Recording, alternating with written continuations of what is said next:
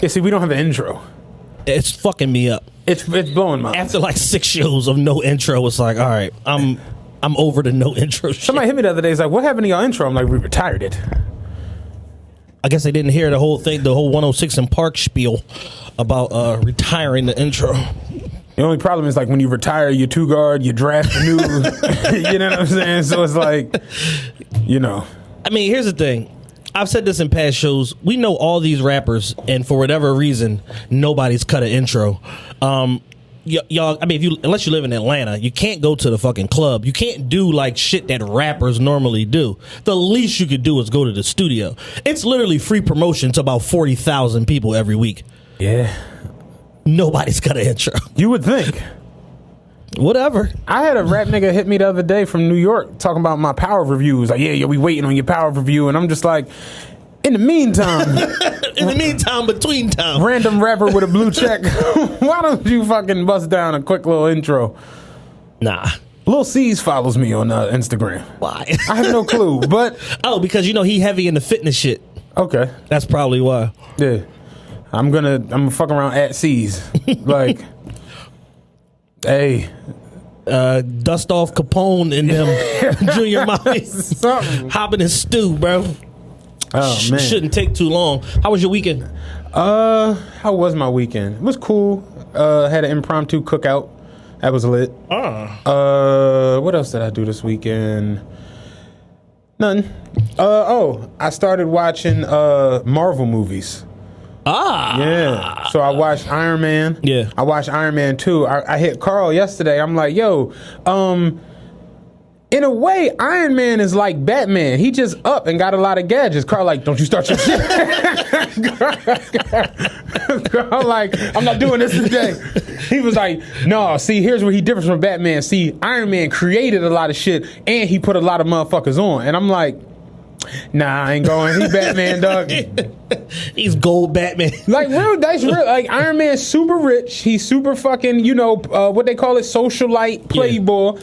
He just got a fucking whole industries, you know what I'm saying? Tony Stark Industries, and he just build a lot of fly ass shit. He just do it on his own. He don't got no he don't have Alfred. Not Alfred, what's the black? Lucius. Like, he don't got a Lucius. He just do it himself. But I'm like, essentially, Iron Man don't really got like a power. He just put the Joan in his chest and he ironed. You know what I'm saying? Like, he ironed, man. Yeah, Iron Man. Like, real shit.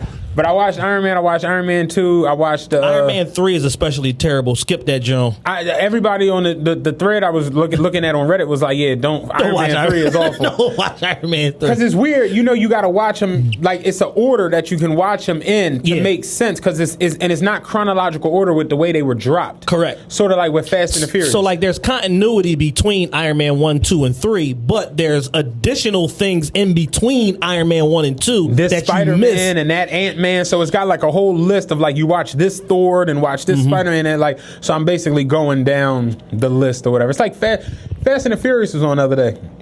Fast 8. Yeah. So I'm watching it, and Fast 8 really wasn't that good to me, but I powered through it because I like the what's the whole thing called, what do they call them in movies? The franchise. Like, I like the Fast and Furious franchise. So if you don't know, the way it's supposed to be done is you're supposed to watch 1, 2, 4, 5, 6, 3, 7, 8. Right. Dumb. Tokyo Drift was 3 with Bow Wow. Remember the white boy, and Han dies, and then Vin Diesel shows up. If you watch Fast and Furious, of course, Han is in 4, 5, and 6. Right. He dies at 6, and then 7. It basically picks up him dying, how he died. Right. Jason Statham hitting him. Here goes the crazy part. So I go and look. They're doing another Fast and the Furious, of 9. course. F9. Han is in this. I'm like, how the fuck is Han back in F9? But they said the way they told us was F7 was going to be the last one. Yeah. It's too much bread. It made $1.2 billion. They like, we're going to slide another F8, and then we're going to do it all. Bring some niggas back. Then we're going to do The Rock and Jason Statham. They got their own joint. But F9 is bringing back every character who was ever in Fast and the Furious. So is Ja Rule coming back? Paul Walker's brother is playing him. Oh, shit. Like, and he's not, remember at the end of F7, he just popped up crying and shit. Yeah. He's going to be speaking in this joint. So it's like, not Paul Walker, but Paul Walker. Holy shit. How crazy is the white boy from Tokyo Drift, Bow Wow, they're all coming back for ensemble cast. So what are they going to do for F10 if they're bringing everybody back for the 9th one? Who knows? But I read it the other day. F9 is going to have everybody who was ever in Fast and the Furious. Ja Rule fumbled one of the biggest bags in the history of cinema. What's his name? Straight called him a dickhead. What's the black director? John Singleton. John Singleton, because he was like, I literally, when I got the joint to direct it, he didn't do the first one. He did the second one. He was like, he had Ja Rule in mind for Tyrese's part. Gotcha. For being the actual co-star to Paul Walker. But then Tyrese, baby boy, whatever. So it's like, all right, cool. But then he was like, I want Ja Rule to be Tesh, which is what Luda became. Right. Like, Ja Rule was then going to be the shop owner where they went to get the joints done, and Ja just straight, flaked him. Like, nah, I ain't Y'all some bullshit. I'm out of here. Multi-billion-dollar franchise. 2 shots to be in a multi-billion-dollar franchise. That's stupid. Hey, man. My thing be, when people make bad decisions like this, it's usually not just them. It's usually a team of people that come together and make horrible decisions. So he had a lot of shit going on at the time. In hindsight, not really. 50 was on his ass. Yeah, you could have used this as a conduit to be like, oh, no, I'm still successful. Look. But you don't see it at that time, at that joint. You know what I'm saying? So did you know Will Smith turned down The Matrix? Yeah. And Will Smith said when he was on Jay Leno, he was like, I'm coming out of Independence Day. I'm coming out of, I'm hitting, literally, they're throwing movies at me left and right now. Yeah. So he was like... Said he didn't get it. He's like, I got 2 studios, and one is like, yo, we're going to do a remake of Wild Wild West, pay you $20 million. He's like, all right, a remake, $20 million. There's this other studio, the Wachowski brothers or whatever, and they like, yeah, no, see, we got this movie where it's like, it's the real world, but it's not real. We put the plug in your head. When the plug come out, you could still die, though, in the fake world. He like... I ain't going. He went cool Modimi. Yeah, he went off and did Wild Wild West with Cisco on the hook. You know what I'm saying? It be like that sometimes. Sometimes you just turn down the John that's gonna be the John, and you don't. You know what I mean? Because he was supposed to do Lawrence Fishburne part, right? He was actually supposed to do Neo. Oh shit! And I look back though, I don't necessarily think I would have wanted to see Will. Like, it's fucked up because we always talk about like the best actors, and that's something we can do this real quick. Yeah. When people say who's the best actor out there, what like, just give me 3 people to come to your brain. Denzel, Leo, probably Will. Okay. For me, it's like, I look at alpha males in pictures. Denzel is an alpha male. Will Smith is an alpha male. Leo, though, can play a number 2 when need be. And he knows how to let a number 2. Like, if you look at Wolf of Wall Street, Jonah Hill danced on him in Wolf of Wall Street. He just danced on him. Then you look at Catch Me If You Can. He was the number 2 to Tom Hanks, but... He was the star. He was the... You understand what I'm saying? Did you see Once Upon a Time in Hollywood? I didn't watch it yet. It's excellent. I heard it's really good, though. But it's just like, like Leo... And that movie is about him, but it's really about Brad Pitt's character more. Somebody was telling me how good Once Upon a Time... It's excellent. But it's just like, you look at like Denzel, he's always... You never have a question with Denzel if he's in charge or not. Equalizer, he's 50, but I'm kick some ass real quick with the watch. You know what I'm saying? John Q. It's just like the little boy dying, cut my heart open. Like, it just, he's always the alpha male, and it's just, you look at like Will Smith, alpha male, Robert De Niro, alpha male. So it's just like, when you talk about the best people, you got to start talking about like that range where you can literally go over here, dude, like Jamie Foxx can do just about anything. Leo can do just about anything. Shit, Chadwick Boseman could do just about anything. Whereas like Will Smith, I don't necessarily know if I would have wanted, because Neo, like Keanu Reeves is like kind of stupid. So it was perfect. It like that Morpheus. Like, you wouldn't have wanted to see Will be like naive and dumb. And it might not have made it past the first movie. Will could have done the Lawrence Fishburne joint. I feel like he could have done that. Yeah. But I don't think... Him as Neo might not make it past the first movie. They're like, what the fuck is this? Yeah. Like, because you'd be like, Ali Wildin'. You know what I'm saying? Like... The doctor from Concussion is bugging. That was awful. That was terrible. I love Will, but that was awful. I watched Bad Boys 3 last night. Bad Boys 3. Bad Boys for Life, whatever it's called. It's terrible. Here go the crazy part, though. I liked it, but it's terrible. It's like State Property 5. Highest grossing movie from the franchise. Mm-hmm. The highest grossing movie of all time from a January release. and it's the highest grossing movie of 2020.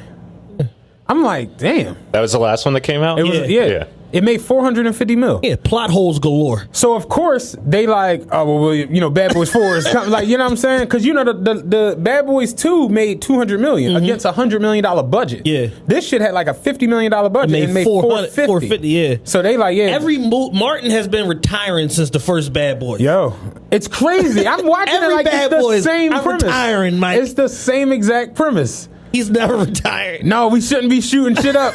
Bang, bang, bang, bang. Fucking Will got shot. He got smoked. He got murdered. Fucking Bad Boys 3 came back to life. Then he had a Mexican son. Yeah. It was a little powerish. It was terrible. It was powerish. I was in the movies watching that shit like, this is horrible, but I'm enthralled. Like, I'm locked in. This shit is terrible. I'm watching it last night. Like, never in my life did I think I'd see Martin Payne in a sidecar fighting vigilantes, being a vigilante, fighting bad guys on it. Like, it's just crazy as shit.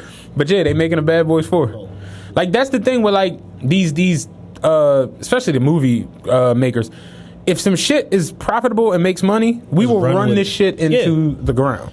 They'll do it until it don't work, and then they'll produce sequels to shit with none of the original characters in it, and then just straight the streaming service and shit. It's crazy as fuck. Because now with so many outlets, like my cousin, you know, he was working on independent movies and shit like that, and he about 5 years ago, he told me, he said there's no such thing as a bad movie. They all make money. It's crazy. I watched a movie last night called Rent Due. Oh, you was wilding. The shit is on it was on demand, but it was like some independent studio, but like MGK is in it, Shiggy is in it. That's how I knew I didn't have no business watching this shit. Shiggy is on the fucking promo art. Little nigger boy. Shiggy, B. Simone is in the shit. It's just straight ridiculous all the way through, but it's funny as hell. Me and Rob was talking with Kurt the other day. Shout out Kurt. Shout out Rob too. We was talking about doing a remake of Who's the Man with me and you. And Kurt was like, yo, real shit, we should have done it. Like, yeah, he's like, I fumbled that. And I'm like, he's like, it wouldn't even take a crazy budget. I'm like, hell yeah. Me and Chad, we got enough personality to carry a fucking movie. I would definitely do a Who's the Man, Ed Lover and Dr. Dre remake. You know what I'm saying? But that's how crazy. Think about it. Spank has a ridiculous movie on Tubi. Yeah, that joint was terrible. It's like, yo, Kev Hart got some old movies from the beginning. Them Jones is like, I did the art on Pixar. Listen, on the app. It was a movie back in the day. It was a low budget John. It was called, oh my god, I can't remember the name of it. The only motherfucker who was in it that was like actually known was Chauncey from Menace to Society. Yo, I was gonna say any low budget movie with Clifton Powell in it is a bad joke. Fucking Chauncey was in it, and it was two niggas in the hood, and they was trying to get out the hood, and they wound up like, I can't remember the premise. I remember I watched it one night just on some 3 a.m. It was fucking hilarious, but it literally looked like they shot it with a camcorder. Like the big camcorder that had a VHS. Yeah. That's how it looked. And it's just like, yo, motherfuckers really be out here making movies for $30. Yeah, for sure. The joint I watched last night, the movie started off, the nigga lost his job. I'm about to look it up. It's called Rent Due. The boy lost his. It's set in Cleveland, right? Okay. So he lost his job. He go home. His girl already know he lost his job before he get home. She kicked him out the crib. She got a new nigga that's coming in the crib selling pills out of the house. He go to his mom's house. His mom getting hit by the pastor. He go to his pop auto shop. He like, damn, I just lost my job. I need some money, blah, blah. He's like, what you need, about $30, $40? I was like, man, hell no, I don't want no $40. Then he walked away and was like, man, give me the 40. So the nigga is homeless with all his shit in a duffel bag with $40 roaming around Cleveland looking for shit to get into. And Ha Ha Davis is in it. Shiggy is in it. B. Simone. And here it MGK. go. It's called The Block Party. Oh, have you ever seen this shit? Yes. Listen to the cast. You ready? Starring Clifton Powell, Monette, Fifth Ward Webby. I definitely saw that show. Chopper City from Making the Band, Juvenile, and Roy Jones Jr. That's the cast. I'm telling you. I remember watching this shit. I was in stitches. It's the silliest movie you ever could see. And it's like, yo, it's real. You really could make a movie with like a stack and just dead ass put out a film. Amazon built the whole platform on buying and leasing these bad movies. Where this shit started was Rob was like, yo, I look back on like Streets is watching. Murder was the case. What was the Master P joint? I'm about it. About it. Baller blocking. And Rob was like, all of these independent movies that came out from rap labels, why is this shit just not a thing anymore? And I was like, well, shit, it's hard to put out a movie when you in a 360 deal and got 8 baby moms. You know what I'm saying? These niggas back in the day didn't have kids and they was rich low key. Who's getting, what are the splits on this shit? Like, think about this shit. Rappers now legit be lying. Like, they don't be. They're all poor. They don't be. It's like Lil Baby and Drake, and then everybody else is like, poor as shit. Let's just keep it a buck. Jay-Z and Dame came in with money. Master P came in with some money.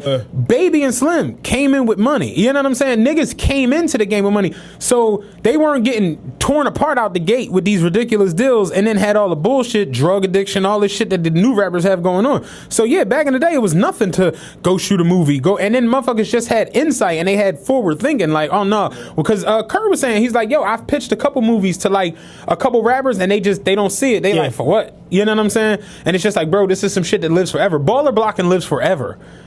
I just watched Streets is Watching. Nigga near the bike. I just watched Streets is Watching a couple weeks ago. Yeah. These Jones live forever. Streets is Watching was all that. All that. Streets is Watching, people don't understand. Streets is Watching is what saved Jay's career, not necessarily the volume 2. It was the in-between space of like after volume 1 failed, and he still did 1.5, but it's like, damn, bro, we're supposed to do 7 million. Yeah. What the fuck happened? And then that in-between space, they went back to the streets, they did Streets is Watching. Shit went the fuck up. Shit went up. You know what I'm saying? So it's like, the movie shit is dope. I would definitely do a movie in a heartbeat. It would be so fun to do that. For sure. But yeah. I just saw something on Twitter yesterday. It said that Tyler Perry shot a new show. They shot 19 episodes in 4 days or some shit. I can believe it. I'm like, what the fuck is Tyler Perry doing? Yeah, I mean, you figure he got a whole compound, so it's like, why the we fuck go over not? here, we go here, shoot over there, slide over there. He just got classified as a billionaire too. Yeah, a couple days ago. See his new crib? Yeah, ridiculous. Man. It's the only thing out there. Yeah, I mean, you got a runway. Can't really be next to nobody. You know what I'm saying? So it's like, the movies, the movie shit is just. I didn't realize just how much money was being pumped in and coming out of movies now. Yeah. Like back in the day, if you had a movie that made $200 million, that was a blockbuster. Mm-hmm. Like that was like earth shattering. Like Beverly Hills Cop made $200 million, made Eddie a bona fide superstar. Yeah. So it's like, budgets now be 200. Like the budget for Endgame was 275. Yeah. But so they doing that opening weekend. If we make 500, all y'all the fuck like, you know what I'm saying? Like real shit. Everybody getting the demotion. Endgame made 2.7 billion. Like that's a 10x multiple. Crazy. Off a 275 budget, you 10 times that on the comeback. That's crazy. Crazy as shit. So it's like, the movie shit is nuts now. And I gotta assume that with all these different, like you said, these streaming avenues, the Netflix, the Tubies, the Rokus. They doing limited runs and getting 50, 80 M's for just the leasing. You know what I'm saying? Just to lease the IP. Stand-up comedians is getting 20, 30, 40 just to have a special on a specific platform. Yeah. So it's like, why the fuck not? I'm just curious to... Kurt, make that happen. I'm curious to know, like, with the streaming shit and all of that, and Joe Budden been having this conversation the last few weeks. He's out of his deal with Spotify, so he's been exposing a lot of, like, little dirty secrets to the industry the last, 4 or 5 episodes. Somebody was asking me, like, how do you feel about Joe leaving Spotify? And I'm like, I don't have a... Well, what it is basically, like, he said that they took a deal less than what they could have gotten for access to data. He said that they had deals on the table from everybody, from Apple, from Spotify, from Tidal. He went to Jay and said, hey, Jay, can I get data? Like, I want to know my analytics and who's listening where and this and this. And Jay told him, fuck no. Like, I've built my platform. I own this shit. This is my IP. No, I'll pay you to come over here. We do whatever that structure that deal is. I'm not giving you no info. I'll give you your week-to-week stats, but I'm not giving you no specific analytics. So he went to Spotify because they told him, we'll give you all the analytics. Now, for our listeners, what is the plus and minus to not getting or getting your advanced analytics? The plus to the advanced analytics is specifically in Oklahoma City, Oklahoma, I have 37,000 listeners, and they listen for this amount of time. The retention is what matters more than the actual click. Right. Exactly. Because it's like they had these advanced analytics called a start has to be XYZ amount of seconds. Like a start is like up to 60 seconds. Anything past that is basically like gravy. And then they have what's called a free membership versus a premium membership. Right. And Joe said, for the last 2 years, I've been doing all this research trying to figure out what the fuck is the difference between a premium membership and a free membership, and there isn't one. The answer is that there isn't a difference because people that are listening to the Joe Budden podcast, whether they pay or not, they're still on the platform. Right. So the opportunity to advertise to them or sell them some more shit exists solely by them being on the platform, because now Spotify is able to sell the overall market share to whatever investors that want to give them money because of the number of people on the community. You know what you made me think about that? You know, Howard Stern is considered the biggest disc jockey like ever. Yeah. Like he was the first one with his own network station and all of that shit. So you ever seen Private Parts? Yes, a bunch of times. The bull Paul Giamatti, who's like, that's another one we always forget about. One of the best actors. Goat. He can play every fucking thing. But he was a pig vomit on the fucking movie, and he hated him, and he couldn't understand. He was like, when they came out with the numbers that he was the #1 radio show in the country, yeah, he was like, I don't understand. There are so many people who hate his show and hate his guts. And their program director straight was like, well, yeah, y'all are the ones that made him #1. And he's like, I don't understand. He was like, okay, so let's look at the numbers. You ready? The average Howard Stern fan listens for an hour a day. It's great numbers. Once you get past 15 minutes, right, it's considered great to listen for an hour a day. Exactly. He was like, what about the people that hate him? He was like, very good. The people who hate him listen for 2.5 hours every day. And he was like, if they hate him, why do they listen to him? He was like, same thing like the people that love him. They want to see what he's going to say next. And it's like, yeah, motherfuckers, like, it's fucked now. They always say no press is bad press. Right. It's like, yeah, motherfuckers hated him so much that they made him the biggest disc jockey ever. You know what I mean? And then eventually, I'm sure he converted a lot of them to being fans. So that's how it goes. I think he's worth like $600 million or some crazy shit like that. Because the whole thing, Patrice O'Neal used to talk about it all the time. Like, the presence of emotion. If I can make you feel something, whether it be good or bad, I got you. Patrice O'Neal said in one of his stand-ups, I can turn you whatever way I want to turn you. When I come out and see a crowd and everybody's laughing, I'm fucking up. Half of y'all are supposed to be disgusted or annoyed or ready to walk the fuck out. And if you're not ready to do that, then that means I'm not doing my job, because all of y'all not supposed to be laughing at this shit. Yeah, this everybody. Somebody's supposed to be mortified. And I remember Paul Mooney, if you ever watch his initial Jesus is Black John, a white couple got up and walked out in the fucking middle of his John. He was like, it's fine, they're going to the beach. And then and everybody like fell out. And they asked him, like, how do you feel about that? He was like, it's great.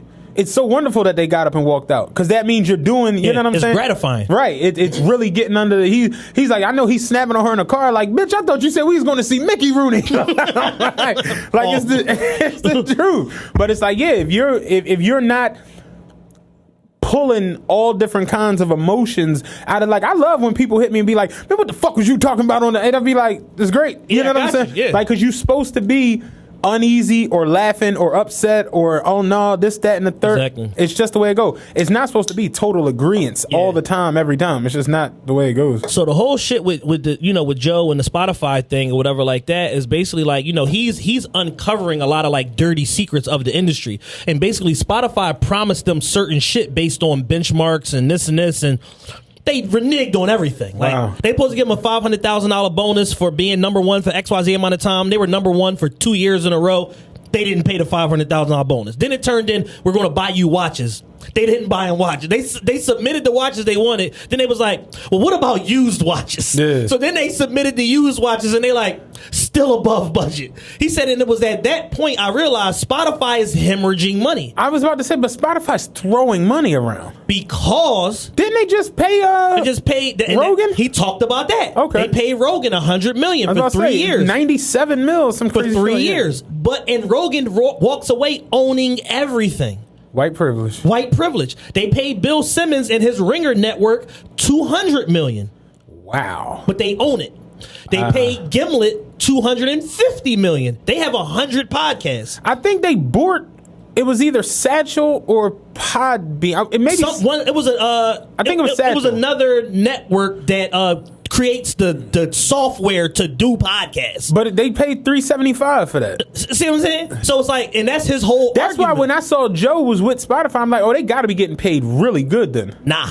And he's like basically saying like, yo, y'all offered me 20, 30 million or whatever, but y'all tried to own everything. Y'all wanted to own the fucking Pull Up, which is his independent show that he does on YouTube. Y'all wanted to do a mall show that y'all own. Y'all wanted to do a Rory Duce Palooza fucking capsule that y'all own. They were trying to do every fucking thing and own it all and then just cut them a check. And he's like, bro, y'all trying to do 2 year ago business based on 2 years later information and knowledge. We can't do that. Yeah. The number got to start with 9 figures because I know I brought you $1 billion. Yeah. So people like Charlemagne and Gilly and this, not understanding the conversation, all jumped out the window, start talking goofy shit. And Joe like, yo, we ain't fighting the same fight. Like, I own this. Like, Charlemagne, you had a job with iHeart for 10 years. You don't own shit. Yeah. If you get fired today or tomorrow, you got to start from scratch and figure it out. Yeah, you got loudspeakers or whatever, but nothing that you have on loudspeakers is bigger than the Joe Budden podcast. Yes, that you got to, you in your Nick Cannon bag. You can't fire a boss. Yeah, kinda. Yeah. Kinda. You know what I'm saying? But now you see, like with Nick Cannon, MTV is now reconsidering because Wildin' Out means that much. So much it's to the their only programming. show they have. It's the only thing. So then you see it's like... It's Wildin' Out and Ridiculousness. That's it. They've been playing Ridiculous in this episode from 2014 on loop for 6 years. Yeah. You know what I'm saying? Rob Dyrdek somewhere in Wyoming with Kanye chilling. I saw the other day for Labor Day they were doing a Jersey Shore marathon. I was like, yes, they scraping the bottom. Scraping the pot. They scraping the bottom over there. How much work you dropped? Yeah, real Get the razor blade. So when I saw the clip of Joe going off at Charlemagne, I actually enjoyed watching that. That was like my favorite Joe clip in a while. Oh, yeah. And it's just like, I don't have enough time to really sit and really get into all these podcasts. And it's just, I always fucked with Joe for the movement that they created. Right. You know what I'm saying? And people always compared us to them, and I'd be like, it's different. It's really different because he goes into the deep dives of the music industry a lot more. Yeah, as being an artist and Maul being with Rockefeller and Rory being white and whatever he does. You know, like it's just Rory was a fucking A&R too. He was A&R at who was he with? I think Columbia or some shit. I think it might be Columbia. I think it was Columbia. But it's just like, it's just a different dynamic. But I always, when I listen to it, I would enjoy it. It's just, his podcast be 9 hours long. And that's the thing. And that's the other thing he said. He said, he said, the whole time we've been here, I kept this motherfucking podcast 3 hours no matter what. I'll talk to y'all about bullshit. I talk to y'all about fucking Parks, fucking, fucking greens recipe. He said, you know why? Because it's a fucking case study. I'm trying to figure out how long do people listen to the Joe Budden podcast. He said, and do you know what they do? They stay till the third fucking hour. One thing I thought was very interesting about us, we normally do 2, under 2, around 2. The 4-hour John, people love this got shit. us an insane react. I had so many people hit me like, yo, why don't y'all do 4 all the time? I'm like, we got other shit to do, and we ain't necessarily, it's other shit that's kind of on the high. We find 30 M's 4 hours a day. You got it. You got it. You know what I'm saying? But Joe Rogan status. Right, but I've realized that, like, if motherfuckers is a fan of something, they want more of it. Yeah, crackheads, they try to get more crack. You know what I'm saying? Like, it just is what it is. So I mean, if you get a chance, check it out. And this goes to the listeners also. But it's a really, his last 4 or 5 episodes a really specific conversation. He said he was going to do a couple episodes where he just was going in. He's been going. Yeah. Every fucking show. And he's just been basically letting it all hang out and just basically letting y'all know, like, listen, it's a flip side to this shit. You know what I'm saying? And he's like, looking back, I should have took the title deal because Jay told me off rip, I'll pay you. I'm not giving you the fucking information though. You know what I'm saying? I own that. That's my fucking data or whatever like that. He's like, and Spotify told me they would give it to me and didn't. They lied. You know what I'm saying? So in Jay's case, or in not just Jay personally, but just the platform, Tidal, Apple. Yeah. Why does the information matter so much to them that the podcaster can't know it? Because it gives you leverage in negotiation, number one. Because I see that. We know what you don't know. You know what I'm saying? And we know if we have something like, all right, if Joe Budden podcast is like the number one. If you find out that the bricks is $10 and we selling them for $40,000, you probably ain't gonna pay $40. Proprietary information. Yeah, you ain't probably gonna pay when you realize we getting them for $10. I understand. Exactly. So we got to hold that close to the chest. So it's a situation where, in Joe's case, it's like y'all gave him some of the information, and then once y'all realized what he was doing with the information, y'all like, oh fuck. So they stopped giving him the fucking information. That shit is just annoying to hear though, because it's like y'all. Granted, Joe Rogan's the GOAT. He's the Mike Jordan of rap, the Mike Jackson of pop. You know what I'm saying? The Mike Tyson of street airs with no side. We know that when it comes to podcasting. But y'all just threw $100 million and let him keep everything. Everything. And it's just like all they got was the right to go back and put advertising on his back catalog. But when the agreement is up, y'all got to pay me again or I'm out and I bounce with everything. And they gave him a lead-in time for them to right size everything and this and keep creating more catalog. Yeah. That deal got announced in May. Yeah. The shit don't start till like next week or some shit like that. Yeah, I think it was like I think I saw September 22nd, 2020. So basically another 2 weeks or whatever like that is when the shit starts. But he gave him a whole 4-month ramp up in order to, all right, we're going to do this and this back off of shit and blah, blah, blah. And then you have a show that you already have. We talked about this with like the Lil Uzi shit. You already have this on your platform. All you got to do is just do right by it. All you got to do is pay him. All you got to do is pay him. And they don't want to pay him. So basically it goes to show that being number one don't mean shit. Right. If y'all are paying number 2 through 30 tenfold what you're willing to pay me because they quote unquote got a network with 10 shows, but I don't know none of them shows on the Ringer. Do you? No. Other than Bill Simmons' podcast, do we legitimately know any shows that fall under the Ringer's network? No. We don't know them. So it's like, all right, it's almost like a vanity network. So it's like if y'all trying to chew up market share, which he said they were trying to do, he said when they came over there, they basically told him, yo, we have 0.5% of the podcast market. Apple Podcast was so prevalent just by them having hardware and preloading the shit on your phone, they captured 90-something% of the market by accident. Right. They didn't even know that they did it. Then they were like, oh shit, like, okay, let's do something with this. Like, just by having we got the truth. oh shit. Just by having the fucking hardware, we captured this whole entire market that we weren't even looking for. Yeah. So then Spotify said that we could get to 3% of the market. We're killing it. Joe said they were 900% above target. Damn. And they didn't pay them their bonus. They didn't give them the watches. They wouldn't even give them vacation time. So we shouldn't be looking for a Spotify deal. We shouldn't be looking for a Spotify deal. Or if we are, we have to have all of this shit in mind going in. But like he said, he had an agreement on what he could get. And they reneged on it. The only thing they couldn't renege on is that they can't edit his creative. So that's why he's allowed to be on Spotify talking crazy about Spotify at the end, because in the contract it says you can't edit my creative. So that's where they fucked themselves, because they thought we're going to get so far ahead of this deal, like a year in, if they overperform, we'll pay him whatever. Right. But y'all didn't bank on the fact that he wasn't moved by the money. And that the ownership portion of it was more important than the money part of it. That's the Dame shit. That's the Dame shit. And he referenced the Dame shit talking about He Charlamagne. did, you're right, yeah. He said when Dame Dash was having a certain conversation, you motherfuckers didn't get it.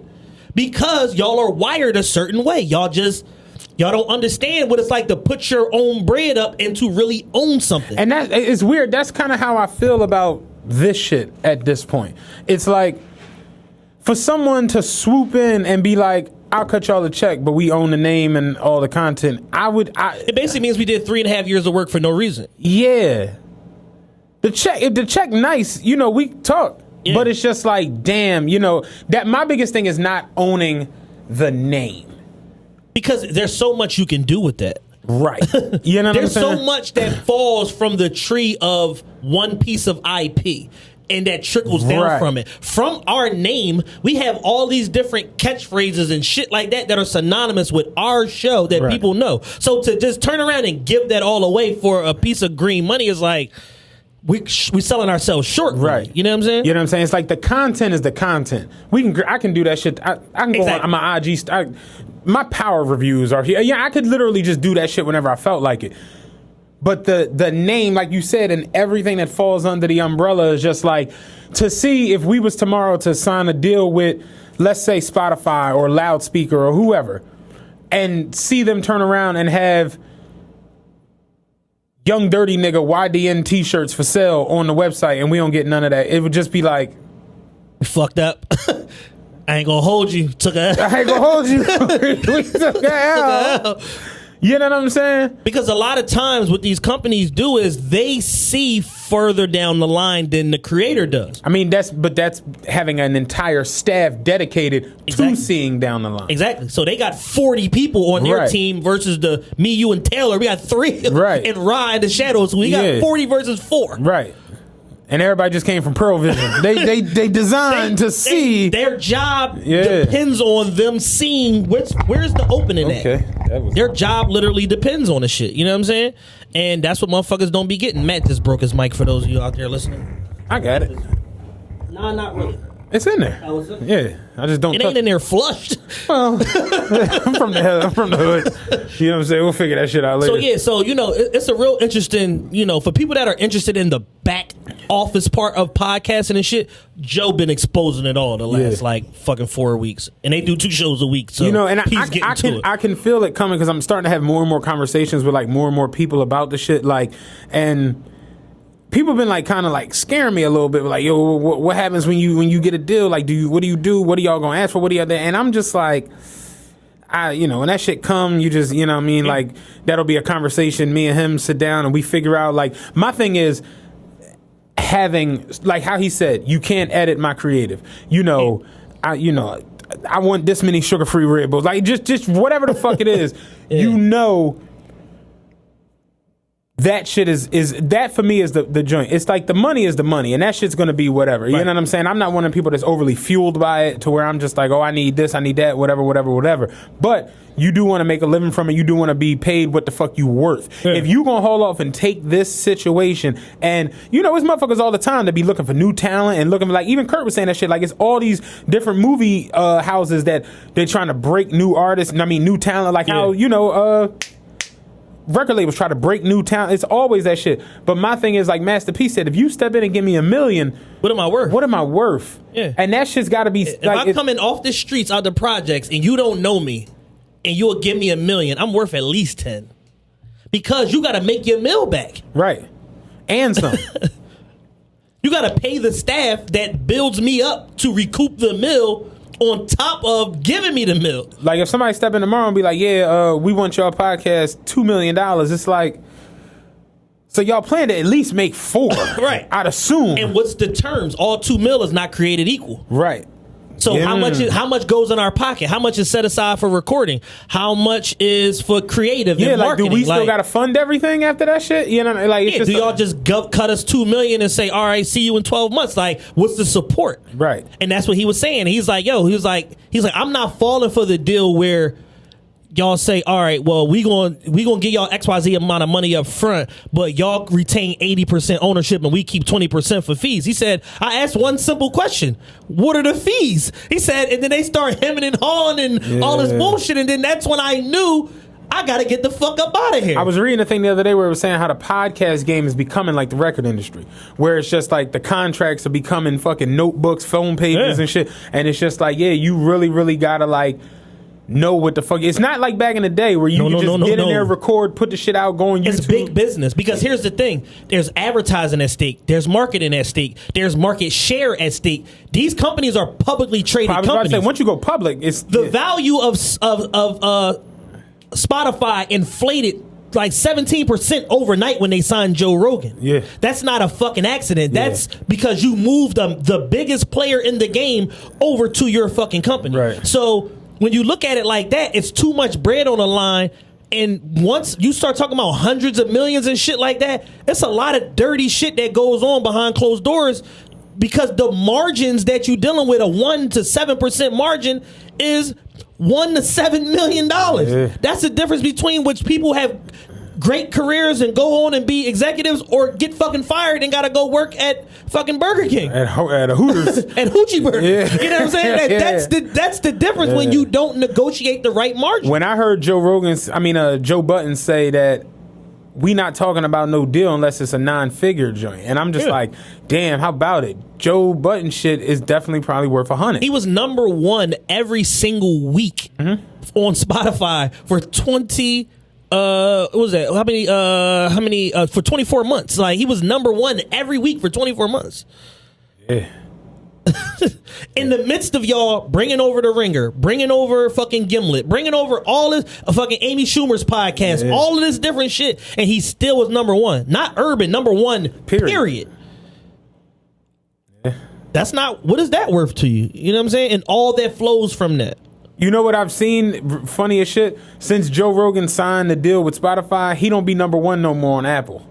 He'll be like number 2, number 3. Joe said since they didn't redo their deal, now all of a sudden they're number 13. It's crazy as shit, right? Well, but nigga, you know what I'm saying, T? Like, Joe Rogan been number 1 on Apple since it was created. The 80s. You know what I'm saying? Now all of a sudden he's number 7. Joe Rogan been number 1 since the war ended. And, like, real shit. And it's like, you go in there now, he number 2, number 4, just all over the place. And it's just like, he's moving 250 million people a month. Dog. How the fuck isn't he number 1? He does a specific interview with somebody like Mike Tyson, this Kevin Hart.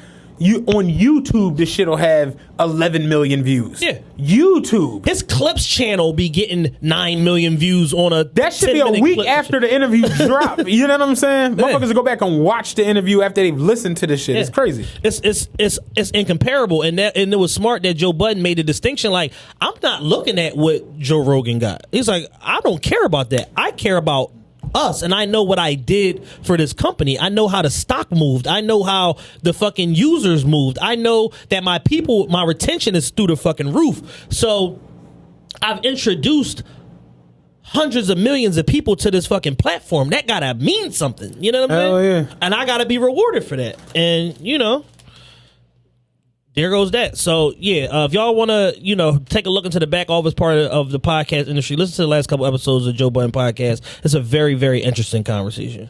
Very, very, very, very decent combo. All right, we got to start with some nonsense. 100%. Dr. Dre is going through a divorce. Facts. He has been married to his longtime wife, Nicole. For like 20 years, right?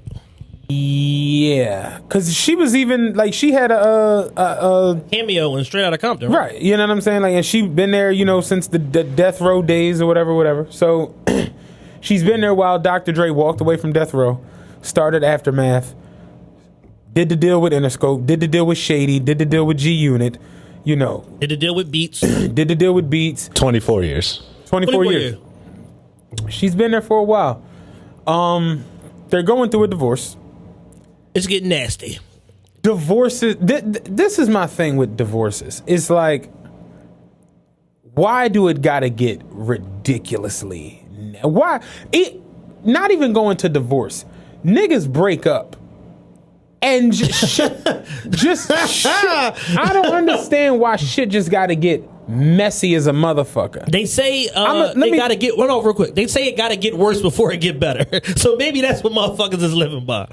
Me and Lee split up for 5 months. No one knew. Except your closest friends. Conducted business as usual. Yeah.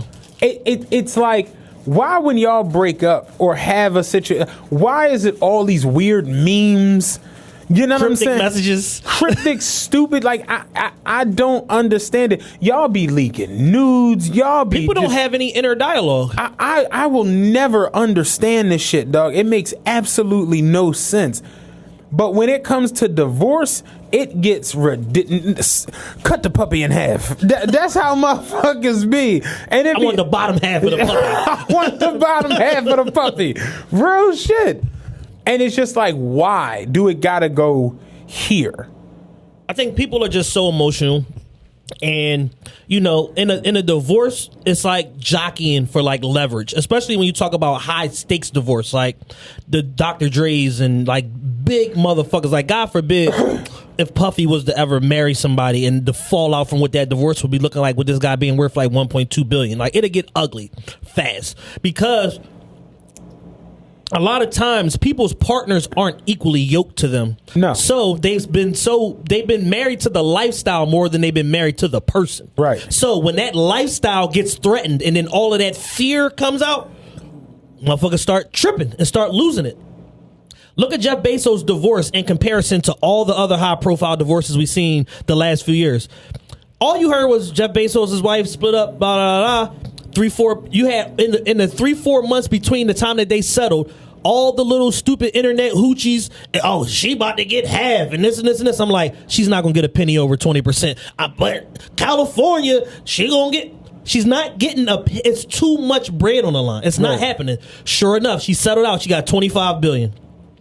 He kept his 100 something. Everybody's fucking happy. Now she worth $68 billion. He worth 200. Right. Everybody fucking wins because that motherfucker is like a mine. Like nothing leaks from around Jeff Bezos. Whatever information he wants to come out is what comes out. Everything else stays in house. And I know he got NDAs out the ass and probably all type of shit like that. But you heard little to nothing. All you heard was his wife wanted a divorce. You didn't hear nothing about no spousal support. None of this stupid shit because you dealing with mega billions. We not even thinking about this shit. We gonna work this out.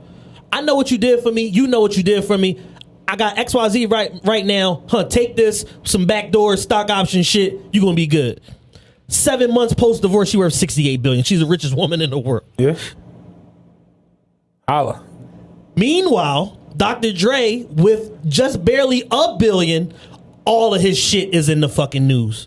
Crazy. In the nigger media. Every day there's a Dr. Dre and Nicole Young update. I said it's going to get to the point where it's going to come out like, oh, he forced her to have sex one night against her will. All of that shit. All kinds of goofy shit is about to come the fuck out. He made her eat his toenails one time. There's going to be all types of foolishness. Anything to try to build her case in the court of public opinion because she has a fucking prenup. And that's what nobody's talking about. Oh, she does? Yes. Oh, wow. That's why this shit is going. Because, when you got a prenup, you got to prove, like, abuse, craziness, sexual misconduct, cheating, whatever. So it's like, when I can't prove that you fucked Nicole Scherzinger in front of Pussycat Dolls, whatever, now is, oh, he whooped my ass. Like, that's the first joint they go to. There was one time he stepped on my foot really hard when I got out of the shower, and it turned red a little bit, and I just knew then he had the propensity to kill me. And it's like, sis, how did we get here? We didn't hear nothing the whole 24 years. Craziest shit ever, man. Never. There was a story about he had a gun at his Malibu house and sent his friend to pick the gun up, and I thought the friend was going to shoot me. And it's like, ma'am, if that was the case, why is there no report with the Malibu PD? Like, what are you talking about? Yeah. Like, if I legitimately feared for my life and I'm in that scenario, you gotta call somebody. You gotta say something. It can't be 4 years later like, oh yeah, by the way, there was this one time his friend picked up a gun that was unloaded in the case, and I didn't know how it was gonna go. And it's just a fucking mess, man. And it's just so ugly that people are just so willing to just throw all of their fucking public business out to be mediated and litigated in the public. I mean, like you said, court of public opinion. You know what I mean? It's like if you can get people on your side and get people to feel sorry for you, and it's at the end of the day, Dr. Dre is still Dr. Dre. Like, he still has to make music, the headphones, all this shit. So it's like, every day you hear something more and more, you'll get to where you like, man, can that shit, take this, like, it's just the way it goes. So just to quiet the noise, you'll give up more than what you should. Jay said, quiet the rumblings, you know what I mean? Like, just to shut people up and shut the shit down. Here, take this. So where it went left was, I don't even know how this itemized shit dropped. Listen. I don't know if the judge was like, give me a rundown of what you need. It was either the judge or the lawyer or her lawyer. Okay. Because I can't imagine a world where Dr. Dre wants this information to be public. Yeah. So it's coming from her side or somebody in the courthouse. So she basically said she wanted $2 million a month.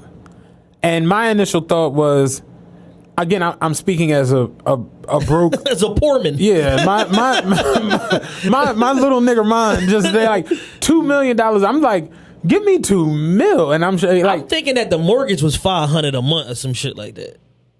I don't know. Like, when I see $2 million, I'm like, all right, the mortgage got to be half a ticket. He just built a new crib in like Calabasas or some shit like that. So I don't know. But when I saw $2 million a month, my initial thought is, that's $24 million a year. A year. So I'm just like... NBA All-Star makes that.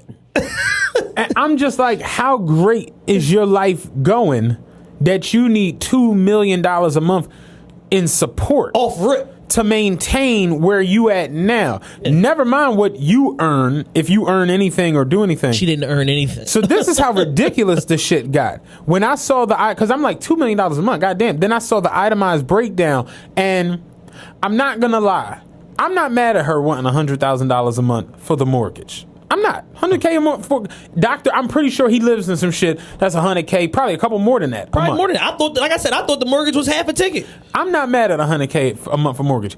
I'm honestly not mad at $10,000 a month for dry cleaning and laundry, because if you live in this life and you got this type of clothes and these bigger, if somebody, I watch $1 Million List in LA. Yeah. These motherfuckers be having legit stores, like they get their closets done up like Fifth Avenue stores, and you got shit like that. Okay, my thing is the $150,000 a month for new clothes is like.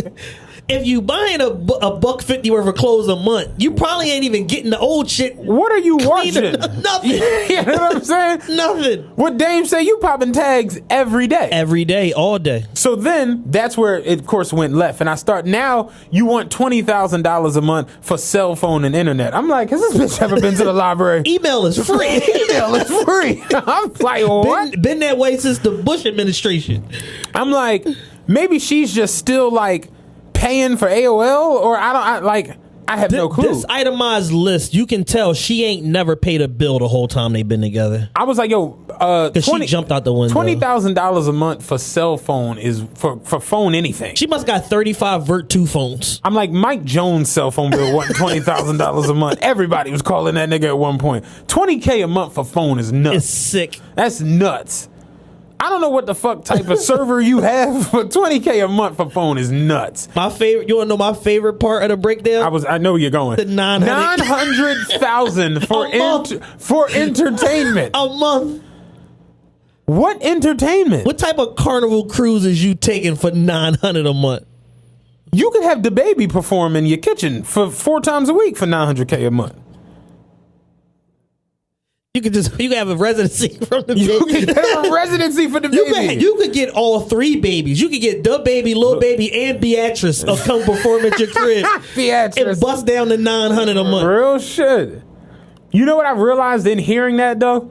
When I heard $900,000 a month for entertainment, it hit me that like, damn, I've never been entertained. Like, yo, I don't know what entertainment is. All the concerts, all these fucking vacations I've been on. Apparently, 900,000. You can't get entertainment without 900K a month. Living like a fucking loser. I'm like, I really be on some nut shit. I'm like, god damn. 900,000 a month for entertainment is insane. You could bring Frank Sinatra back from the dead for that type of budget. The Tupac hologram wasn't 900K. Fuck no. Like what? And then the 900K was especially ridiculous. The most bizarre part for me was 125,000 for charitable donations. It's like, what? Number one, what charities are you donating to? So I gotta give you 100K so that you can give it to somebody else in your name. What? Probably anonymously. And I'm just like, yeah, see, that's the joint where it's just like, you might gotta call in a Russian hitman. Listen, like Russian hitman, 100 bands. The job is clean. It could be from a distance. Like real Bad Boy 3-ish. You know what I'm saying? You might gotta call Mike Lowry's son from Bad Boys 3 to get the job done. When I saw 125K for charitable donations, I was especially just like, huh? It's nuts, yo. It's nuts.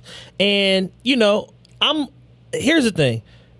With him being a billionaire and all of that, he should take care of the woman. She should probably walk away with this marriage somewhere in the $75 to $150 million range. Dr. Dre's legit worth 8 something on paper with another 5, 6 in a tuck. That's coming like any day now. Like, yeah, Dr. Dre's worth 1 point whatever billion in the grand scheme of things. Give her a buck, $200. She's been there through it all. So realistically, if you just haul off and just do like how they do pensions, certain amount for every year of service. You was there 24 years. Give her $5 million per year, 125. Be done with it. You know what I'm saying? It should be a clean negotiation. But all of this nonsense. My thing is, even if we decide you want 150 million on a breakup, don't tell me what the 150 is going to be. Don't be like, I'm spending 60K a month on dildos. Like, I don't want to see. I don't want to know this, because whatever the fuck you say is going to be too much. Yeah, it's just going to be ridiculous. She could have legit said $10,000 a month for entertainment, and then been like, what? Everybody, yeah, it's just what it is. Because once you put these breakdowns in, they don't make sense, especially the normal folk. Yeah, for sure. And we're normal. And you know the shade room is below normal. So you know they had a fit. You know what I'm saying? Like, she should get $1.7 million a month for entertainment. Just saying anything. How you know how much Celine Dion costs to perform in the kitchen? It was bizarre. The $2 million a month is bizarre. In temporary support. So it's like, I got to give you the $2 million a month plus whatever lump sum I give you down the line when we resolve this shit. And the $2 million a month don't go toward the lump sum. I don't get no credit for what I paid out already. Yeah, no. You're bugging, sis. If she would have said, give me like a little half a ticket a month, the nigga a billionaire, I can't say nothing. $2 million a month is like, come on, sis. My thing is, do you think they spend $2 million a month? I've heard stories about Dre, like he take real expensive vacations and shit like that, like $5 million vacations and shit, but it'll be like 40 people. Like he'll take the whole Beats staff or the whole Beats One radio staff on vacation and do like an island and shit like that.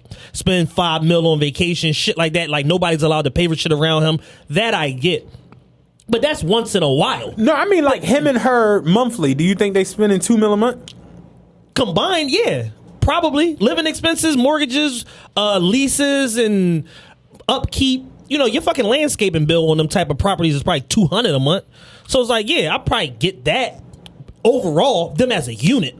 But for her to just say, just me, Nicole Young, I need $2 million a month, is like, and half of it is going to entertainment. You bullshitting. Yeah. You bullshitting. Like, and the fact that you had to itemize it lets us know, like, y'all didn't think this through. And you got some scumbag lawyer that ain't got in your ear and is just shooting these crazy ass numbers at you based on the fact that California is a communal state and all of that old shit and 50% blah blah. Yeah, but I got a prenup. And that's what nobody's talking about. The presence of the fucking prenup. I think it's crazy that all the numbers are just solid numbers. You know what I'm saying? It wasn't nothing like, it wasn't 937,500. Like, it was just even numbers. Like, my car note is this amount, dollar. You know, my phone bill is $87. Yeah. My water bill is this. Like, it just 100,000, 300,000, 900,000, 7. It just. Like, how much is your car notes? Probably about 7,000. Round up to 100. Yeah. Just round up to $1. See, I got the new Bentley and I got the Ferrari. The new Bentley and the Lambo truck. Both my notes is together. We looking at about 82. It's like 82.50 every month. All right, cool. So we're gonna ask for 60,000. You gotta put gas in the car, right? Insurance, tires and shit. Insurance. Don't you be burning rubber and shit out there? Yeah, real talk. It's bizarre. It's crazy, man. Divorce seems so scary, man. A lot of people, I do not want to go through one. A lot of people have gotten turned off from the concept of marriage because they see shit like this and they just like, especially successful men and women, see shit like this and it's like, nah. Motherfuckers see what Mary J. Blige went through, they like, oh no, you don't. I had a conversation with somebody the other day and I was trying to explain, like, marriage at this juncture of like life, like where we're at in just society, the world, Earth, you know, it's gonna end in a couple of years. The whole Definitely Earth, so it's like, whatever. By 2027, we're done. Yeah, we're finished. You know, somebody the other day tweeted was like, "Yo, real shit. What if the Mayans was dyslexic and they meant 2021?" I was like, real talk. Like, but my thing is the marriage. It's not about love, liking a person, great sex, fun times. You know, best friend.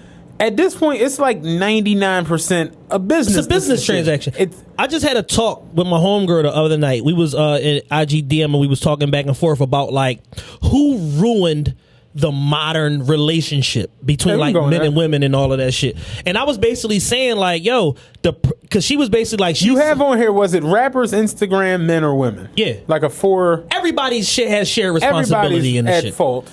But me and her specifically, because she's been married before, had a husband that didn't appreciate her and this and all of that old shit. And I'm like, listen, you've experienced it firsthand. So you're somebody that has the experience and has the data to go back and look and be like, this shit wasn't right, blah, blah, blah. I said, but ask yourself, what type of research and homework did you do on this man before you married him? Did you just want to be married, so you just agreed to getting married? Did you talk to his mother? Did you talk to his father, if he has one? Did you talk to his close friends? Did you talk to any of his ex-girlfriends? Like, what type of research did you do before you entered into this union with this person and committed your life to them? And she's like, I didn't do none of that shit.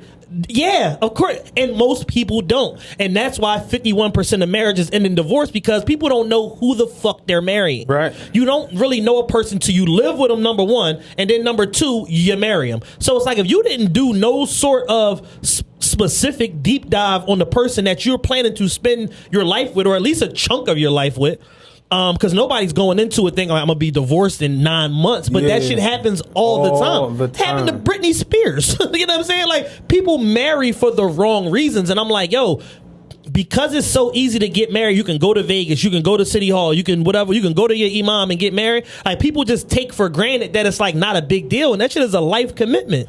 I hear people be like, it's so weird. When people see that you're still together with somebody, like years, you know what the first thing they be like?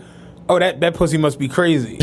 That's what motherfuckers think like that. Let out. Oh, that dick must be wild. And it'd be like, what if she gets paralyzed? What if he gets paralyzed? Exactly. Is the shit just, and that's where it'd be like, it's deeper than that to a certain extent. Well, not to a certain extent. It is deeper than that. It just to every extent. To every extent, it is deeper than that. So it's like, yo, if you're entering into a marriage based on the fact that y'all have really good sex, it's like, listen, mamas, let me tell you, already lost. Y'all got a good 6 year. Y'all are like the Rockets. Like you got a 5 to 6 year window before this shit is over with. Because 40 is right around the corner. Yeah. And now you're having sex with a back brace on. And a back brace is never good. You know what I'm saying? But it's the truth. So it's like, yo, if you're entering into this relationship because they buy you shoes or, you know, constantly cash app you, it's just like, well, what happened when he facing a federal indictment? You know what I'm saying? Exactly. It's just, like people just don't think, and you look up 10 years and you just like, damn, we struggling, or damn, this shit done changed, and it'd be like, yeah, it's a business decision. Yeah. And if your business, it's tons of motherfuckers that can make money. Do you know how to save? Do you know how to budget? Do you understand credit? Do you know how to invest? It's just a lot of these things that people just really don't think about. Something you just said I thought was pretty interesting. I had this conversation with a chick a little while ago. This was like a couple months, and she was like,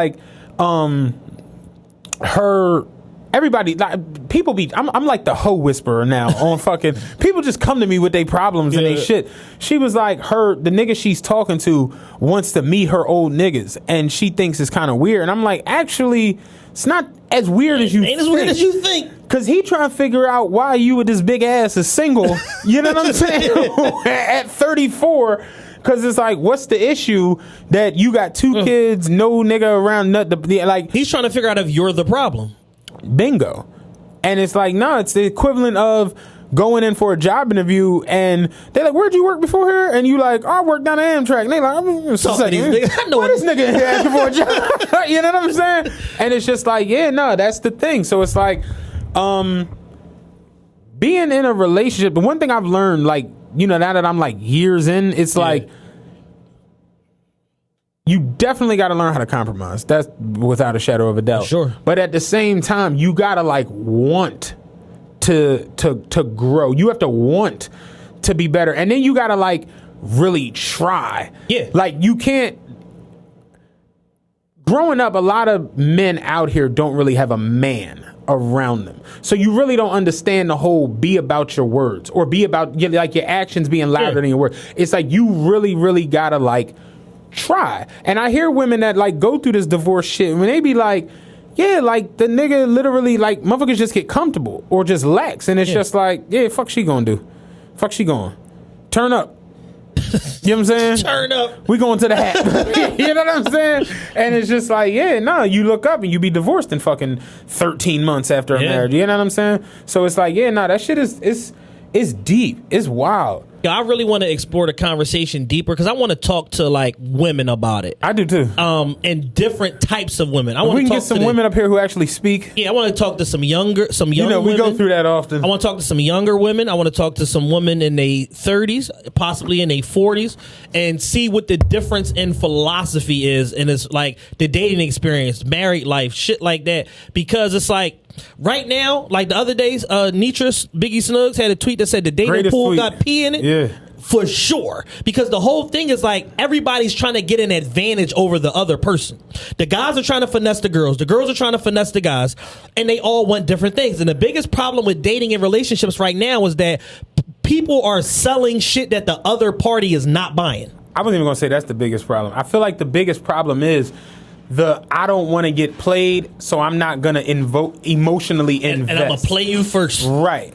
And it's like you got to understand something. If I've made the vow to marry you or be with you, and you have to be like wear your heart on your sleeve, and you can't really trip off a certain shit. You know what I'm transparent. saying? Right. So it's like you got motherfuckers out here that's just like so cool and just whatever. And if even down to like the back and forth dealings day to day between men and women, if she know that you don't, like you say, apply pressure, I guess that's the new nigga term. Right. If she know that you not that type of person and you just gonna let whatever go and whatever slide, a human is a human. They going to. Meek said in a song, "If you fuck my bitch, I salute you." Listen, I will not salute you. I've been there, and I saluted the nigga. I'm not saluting anyone. I cursed. You my stood girl, like this, but not. Oh, that's like an actual salute. That's what I'm thinking. I'm just saying the concept of it is. It was a situation where a couple years ago, like 2012, me and my girl at the time was in the process of breaking up. A couple years ago? Nigga, that was a decade. Yeah, well, a long time ago. Okay. We were in the process of breaking up and shit like that, and we were having our issues, and she started dipping out and seeing somebody else. That wasn't so much the issue as she was lying about it and basically like manipulating what she was doing around me in order to do what she was doing, as opposed to saying like, yo, I'm dealing with somebody else, da-da-da, I'm out. Because she wanted to keep the security blanket of like, oh, maybe he'll wake up and still want me. And it's like, no, I don't want you no more. You can do whatever you want, but get the fuck out my apartment that I'm paying for. And it was that part of it to the point where it's like, yo, I got fed up. I ain't gonna lie. I went through her phone because I'm just like, yo, you staying out, you got funny hours, you moving weird. I need to find out what the fuck is going on, because this shit is going to eventually meet itself at my front door. And this is not some random chick. This is a girl I was with for 7 or 8 years at the time. Yeah. So I'm trying to figure out what the fuck is going on. I go through her phone, I see all the shit. Fellas, I don't advise you going through your girl phone, but if you do, go to the group chat. That's where the shit is at. Yeah. It ain't in the text messages with her and the nigga. It's in the fucking group chat. They tell it all. I go through the fucking group chat, boom, I find everything. Yeah, I stayed out with so-and-so last night, da-da-da-da, and I told Chad XYZ. I said, oh, I woke up out of sleep. Yo. Nigga, wake up. Yeah, go. wake up. Yeah. You gotta go. Huh? What's going on? Yeah, you gotta go. I said, go ahead, get your shit together. I'm gonna help you pack your shit up.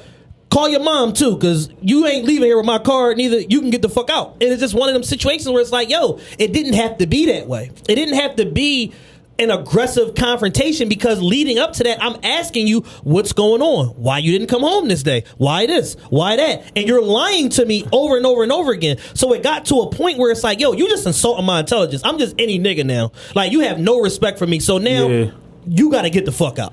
Yeah, see, I emotionally know what I can and can't handle. So if she leave her phone there unlocked, I'ma just lock it. I can't. You know what I'm saying? Because I'm doing too good. I don't need an emotional breakdown at this juncture in my life. You know what I'm saying? Seriously, I just don't. I don't need that shit. So it's just like, yeah, I'm not one of them people. Like, I see motherfuckers just like, you know how niggas are playing, yeah, I don't love these hoes. That line right there, When a nigga tell you he don't love these hoes, he in fact loves them hoes. I love all my hoes. You know what I'm saying? In like history, I've loved ain't no all my problem hoes. with it. Yeah, I ain't gonna hold you. Like I think Lil was like, yo, real shit. I be in love on day 2. I just don't say nothing. And it be like, yeah, real shit. It's like, dog, I've loved every fucking body. So it's just like, yeah, like I get it. But when it comes down to like the dealings of each other with that dating shit now seems just. It's impossible. It just seems impossible. It's just no way around it. It's impossible. And it's like, I'm in a fairly new relationship. I've been with somebody for a year, and I love her to death. I got a lot of respect for her. And every time my paranoia gets the best of me. Every time I thought she was on some bullshit, she wasn't. So after a while, I just had to just cool the fuck out. And everything that I thought looked like something, it was like, no, because explain everything. I'm like, all right, cool. It's me. I'm tripping. And I just had to eventually just let my fucking guard down and just love this woman and just commit to being with her and just take all of the outside influences and the paranoia and all of that bullshit out of it. Because as men and as humans in general, we'll ruin a good fucking situation just by being in our own fucking heads. I remember years ago, I thought she was like going to do some bullshit, so I followed her and we was at ShopRite. And I realized like after a while, I was just like, this is just stupid. Took it too far. Yeah.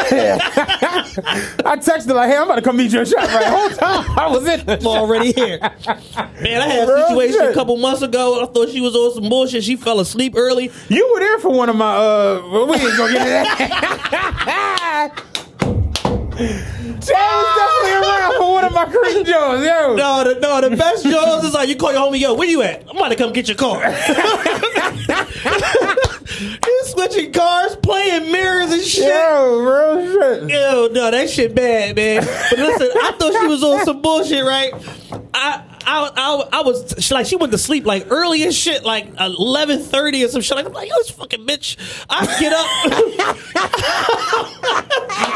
This fucking bitch, I'm gonna kill this bitch. That's really how it be. She like, I'm going to sleep early. Yo, you fucking rotten bitch.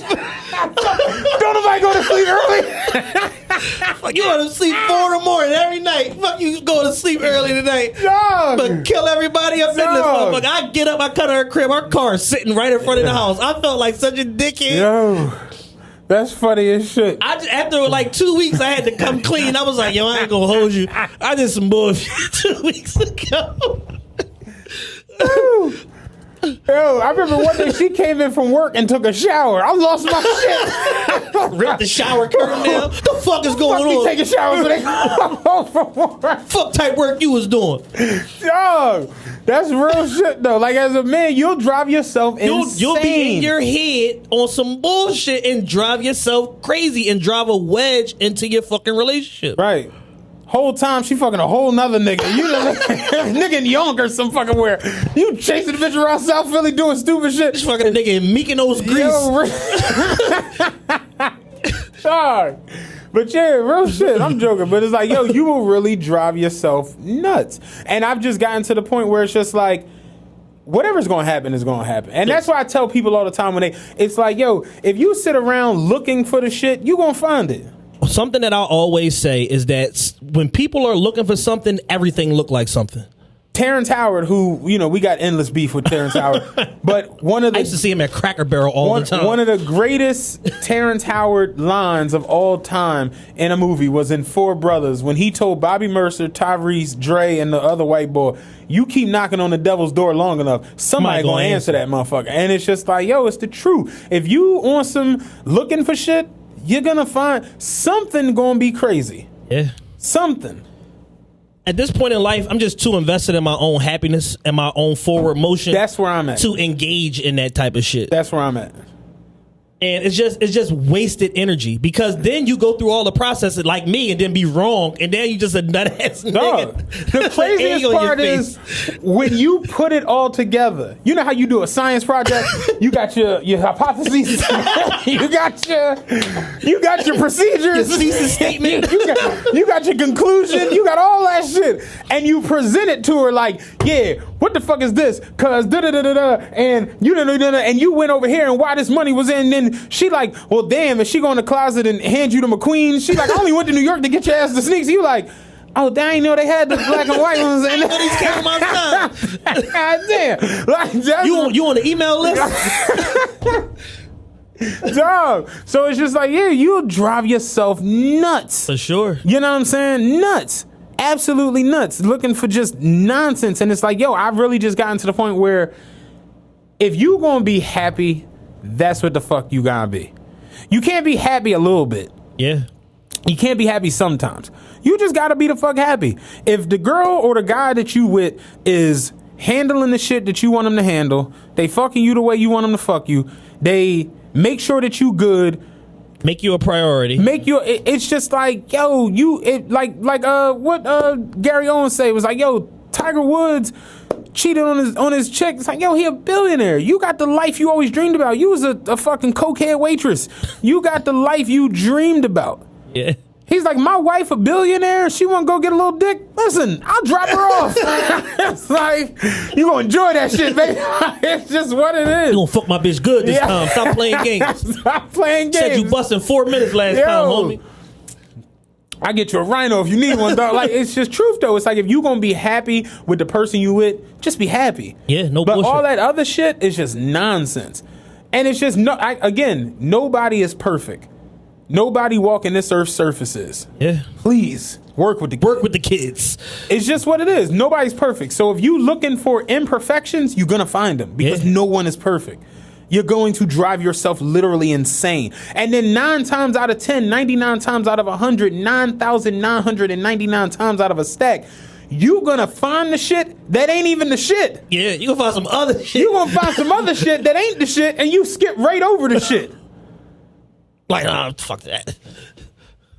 You like, nah, cause this Frankfurt nigga is it. I'm figuring this shit out. I say that shit all the time. Dog, tell you how crazy this shit was. Nigga I worked with thought his wife was cheating on him, right? So he telling us the whole shit. He like, yeah, man, I think my wife cheating on me. And I'm like, yo, this really just isn't a conversation that's appropriate for the lunch table. You know what I'm saying? Like, I'm trying to eat my peanut butter and jelly. I'm warming up my lasagna from yesterday. Like, I really don't want to hear this shit. So he going on and on and on. He like, yeah, but she thinks she's slick. You know what I'm saying? So my other homie, Penn, he like, yo, what make you think she cheating? Like, dog, I come home and we make the bed in the morning, but the bed is remade and the pillows be all adjusted differently. He's like, I be strategically placing the pillows this way to see that they don't be moved when I come in the crib, but they be back. The bed be made, but the pillows be. So I'm like, you're overthinking this. You reach for. So he was like, nah, but he's like, she thinks she's slick, but I'm a catcher. So I'm like, what you gonna do? He's like, I got her a teddy bear, and one of the listen. He was like, he got her a teddy bear, and one of the eyes is a camera, and he put it up in the bedroom or what. So I'm just like, look, bro, she cheating. You know what I'm saying? Like, because when you gotta get the teddy bear with the eye in it, she cheating. You know what I'm saying? Like, if I gotta call cheaters, you cheating. It's already a wrap. You cheating. It was years going by when I was like, yo, one of these nights, cheaters is pulling up on my fucking ass. Like, when you call cheaters and they go do an investigation and then Joey Greco come and meet you with a camera phone, it's like, she cheating. You know what I'm saying? Hey, Chad, what's going on with this here? It says here you told... Tuesday morning, she told you she was going to work. As you can see, she's coming out of nifty 50s with... You know, it's just like, she cheating. You know what I'm saying? And... So was his wife cheating on him? No, it was his daughter. That was it was a wild situation, dog. Little daughter skipping school, getting hit. It was nuts. It was bizarre. Some whole other shit out. Yeah, you gonna find some whole other shit looking for some shit. Now you trying to send your daughter to boarding school and all this crazy ass little shit. Slut. You know what I'm saying? Whole time your wife, she probably getting hit, but it's not all. She at the fucking Motel 6 out Brunswick. Like, dog. The motherfucking End of the Dove in the fucking in the jungle room with some tiger shit on. What's the scumbag joint out Jersey? Not End of the Dove is up here. Yeah. Because I went there one night. Feather Dust. I went there. I had the King Tut room. Let me tell you. I went there. Let me say. Old head chick was like, yo, I want to take you to Feather Dust. So I'm like, I didn't know what the fuck it was. It was years ago. So I'm like, all right, whatever. So I get out there. You know, it looked like a regular motel. I'm like, the fuck is the purpose of coming here and shit? So as we in the lobby and shit, I'm looking at shit like, oh, they got like special rooms. And so I'm like, yeah, I'm a young boy. I'm like, we got one special room. She was like, yeah, relax. I'm like, all right, cool. Relax. I was like, cool. And I see on the joint, you get free champagne in the room. So I'm like, oh shit, this joint nice. This is a 5 stars. This is elite. So we had the King Tut room, which was like his tomb or whatever. And I remember I came in and I'm like, it's hot, but this shit mad cheesy with the mirror on the ceiling and all that shit. And then they had the champagne bucket with the ice, and I pulled the champagne out, and it was Verdi. And I was like, yeah, this is some low level $11 yeah. for the big bottle. Fucking feather nest. But no, that's real shit. Like, you go looking for, like, I would never in a million years, never set up no cameras, set up no motherfucking private investigators, no. Once you do that, they cheat. Setting up the camera is wild. It's wild. Because I don't want to see no crazy shit. I would just hope that, if I'm living with a woman, that she has enough respect to at least get hit outside the crib. Go to the Red Roof Inn. Like, don't come here. Red Roof Inn Plus is nice. Red Roof Inn Plus is very nice. That's a conversation for another day. The Red Roof Plus is awesome. But it's just like, yo, go to the Red Roof Inn. Go to the fucking Embassy Suites. Go to fucking... Go get hit behind Shaw like a respectable woman. What was the joint on 51st in Westminster? The Blue Moon. Go the fuck over there. Like, you know what I'm saying? Like, don't come here. And that's the joint. Like, my thing is, I'm not setting up no camera because I don't want to see... Shit, and now you can get the cameras with the fucking audio. Yeah, really, really terrible. You can speak to them Jones. Hey, yo, bitch, what you in there doing? Hey, bitch! Hey, bitch, you playing games.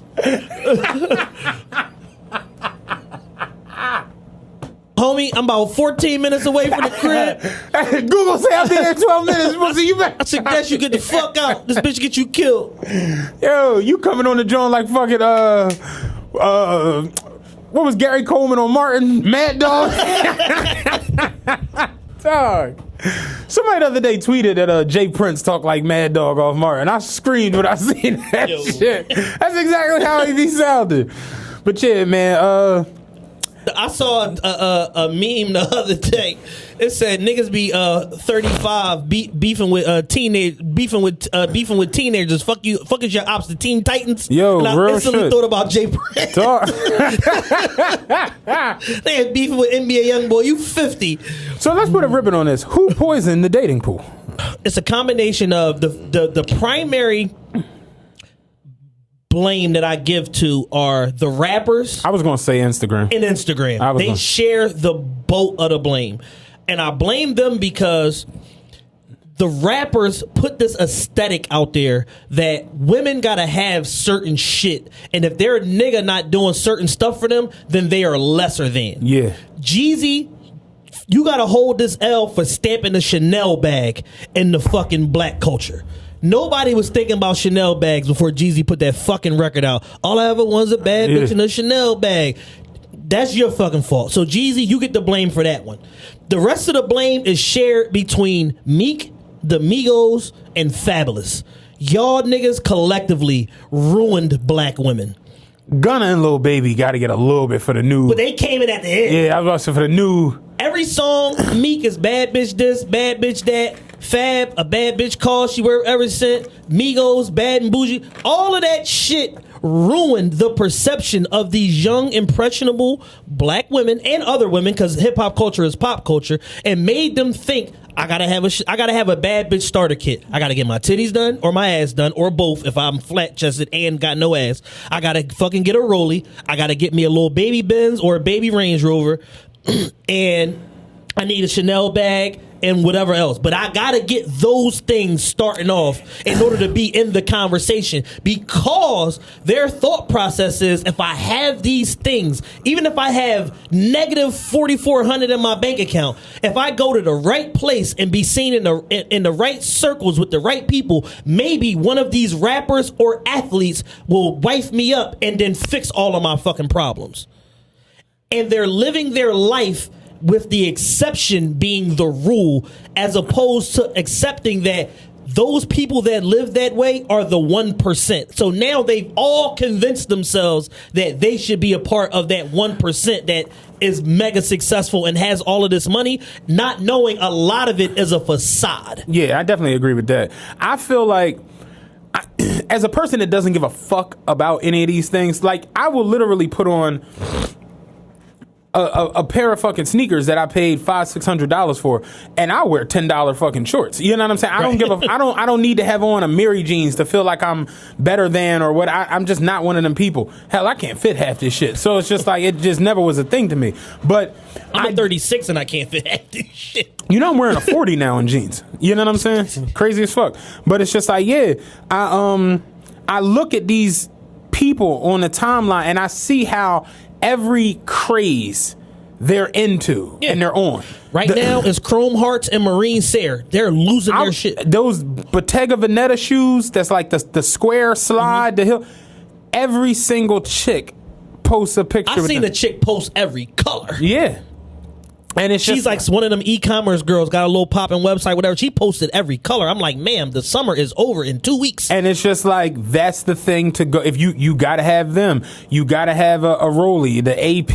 And mind you, it's shit that's just better than all of this shit. But it's like, whatever the rappers say, you're right, it is the rappers. It's the rappers. You're right. It's not even, Instagram perpetuates it, but the rappers are they're the catalyst. Yeah. Because so, it's like pre-Instagram, you would hear this shit, but you wouldn't see it. Like Biggie would always say, 2 Jesus pieces, but niggas wasn't dying to have a Jesus piece. It's just like, oh, okay. Biggie said Coogee sweaters, and it's like, nah, I get a Coogee, they cool. But it's like, you're right. It really is. It's the rappers. It's rappers and Instagram together. You're right. And then men and women fall into it. Rappers used Instagram to further push their message. One of the greatest things Drake ever said was like, say it's motivational purposes only, but you still had to show me. You see, I know because I studied you closely. And it's just like, yeah, like, and I love me, but the whole for motivational purposes only, it's not After for motivation. a while, you're stunting on it. It's stunting. That's what it is. It's stunting. We can't lie about it. It's stunting. You straight stunting. Yeah. That's it. This ain't for, like, even me to a certain extent. Like, when motherfuckers comment on the weight loss shits or like, and it be like, yo, the motivation is so dope that it's like, yeah, it's motivational, but get it fucked up. Like I'm really fucking it up. It just is what it is. I put a lot of fucking work in, and I'm showing so it's my like, shit. yeah, no, like I told Luck the other day, I'm like, the shirt off pic is coming. You know what I'm saying? Just wait on it. Like it's gonna blow everybody's mind. But it's just like, no, it's the truth. It's like after a while, it's not motivation. You just, and I've seen people take, and this is why I got to give the blame to Instagram. People use Instagram.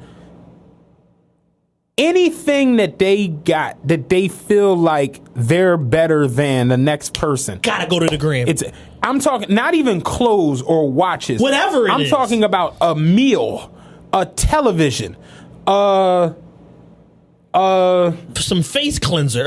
Anything that's separate. Oh damn, y'all bitches ain't catch that Moon Cosmetics sale. I got the whole set. It's whatever it is. Anything. You know what I'm saying? And I peeped it like, when the sneaker niggas have gotten to the point where like, and for me, and shout out Jules, like we talk about all the time, we sneaker niggas. I didn't even know you had the sale for us till the other day. Yeah, I just bust out. I double tapped and I text Jules. I'm like, Chad, a real pussy. You see these pussies at these fucking sale for us? He was like, dog, he fucking it up with them The Jones. other day, I just got the biohacks early. Okay. And I got the blue Yeezy V3s early. I didn't post the shit. That shit was sitting on my fucking stove. I got the V3s coming and shit. I missed on the fucking drop, but I wound up getting a pair. I got a new sneaker plug. Tom, let me know if they got some 15. Yeah. But no, the sale 4s, they didn't even drop. Like I told you, they were gonna drop in a 16 and a half. Yeah. And literally 20 minutes before the drop, they was just like, no, biggest size is a 14, which is a 12 and a half for men. I'm like, what the fuck? So they not even like out there in a 15 right now. But literally niggas will go, and I'm not even talking about like special editions or like, did you see the Grateful Dead dunks? Shit niggas like that. Post some GRs. I'm talking about niggas will go to Kicks, Snipes, whatever Y'all the ain't fuck got it's called. these. Yes, we all do. And they'll stand in line Saturday morning, get the general release sneaker, and then take a picture of the sneaker in a passenger seat. And it'd be like, yo, those the red and white 12s. Like, go in the house, man. Like, why are you doing this? But that's really where we've gotten. Like, I posted the championship 6s. They're not out there in a 15. Right. They're unreleased in a 15. So literally, when I posted them, all my sneaker motherfuckers following me was like, where the fuck you get the green Jones at? I'm like, man, I had to go through the shit with R. Kramer. He like a sneaker nigga. I'm like, They just not out there in a 15. So, Right. you know, motherfuckers work for Nike and all types of brand ambassadors. They be getting shit on the low and whatever. And you got to go through backdoor sneaker group channels. This shit is like Indiana Jones to find some fucking sneakers. But it's just like, yeah, nah, for GR releases, motherfuckers do this. When motherfuckers, you know, do anything. It's like Instagram. I told you, I talked to a chick and she was just like, yo, she was like, she has a business, do pretty good.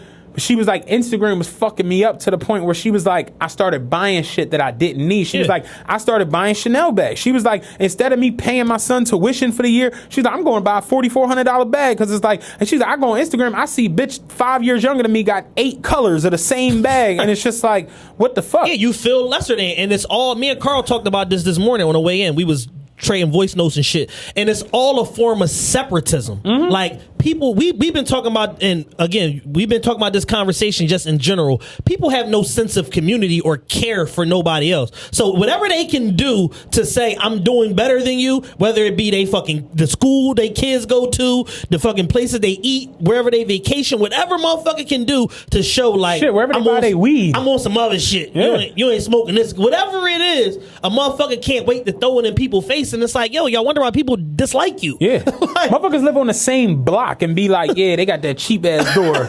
My door costs $1,200. You see the sighting, nigga? Yeah. Like the same house. Motherfuckers will talk shit about the same row house. Same row house. They're real and see how it's all fucking getting. They just got it done. Cheap ass motherfucking contract. It's like, it's just what it is. People are like that. My thing is, it's nothing wrong with having nice shit. Yeah. It's nothing wrong. You want to have an anklet. You want to have a watch. You want to have Yeezy slide. Whatever the fuck it is you want to do it. But when you get to the point where this is how you basically this is how you determine who's going to be in your life based off of what they have and what they do, that's when you full of shit. You're not going to find genuine. Yeah. You're going to find Steve, you know what I'm saying, like QCO QP, what's his name? P from, you know what I'm saying, from QC. I don't know why I got all them letters. QC all them letters just jammed the fuck up. But it's just like, no, you gonna run into a Future. Yeah. You know what I'm saying? Future got an 8th baby mom. Future like, hey man, shit, and I see you when I see you. Shit crazy out here. And they not gonna stop being Future baby moms. He gonna have a 9th. He gonna have a 10th. For sure. The 8th one was trying to get 53 a month and got 3,200.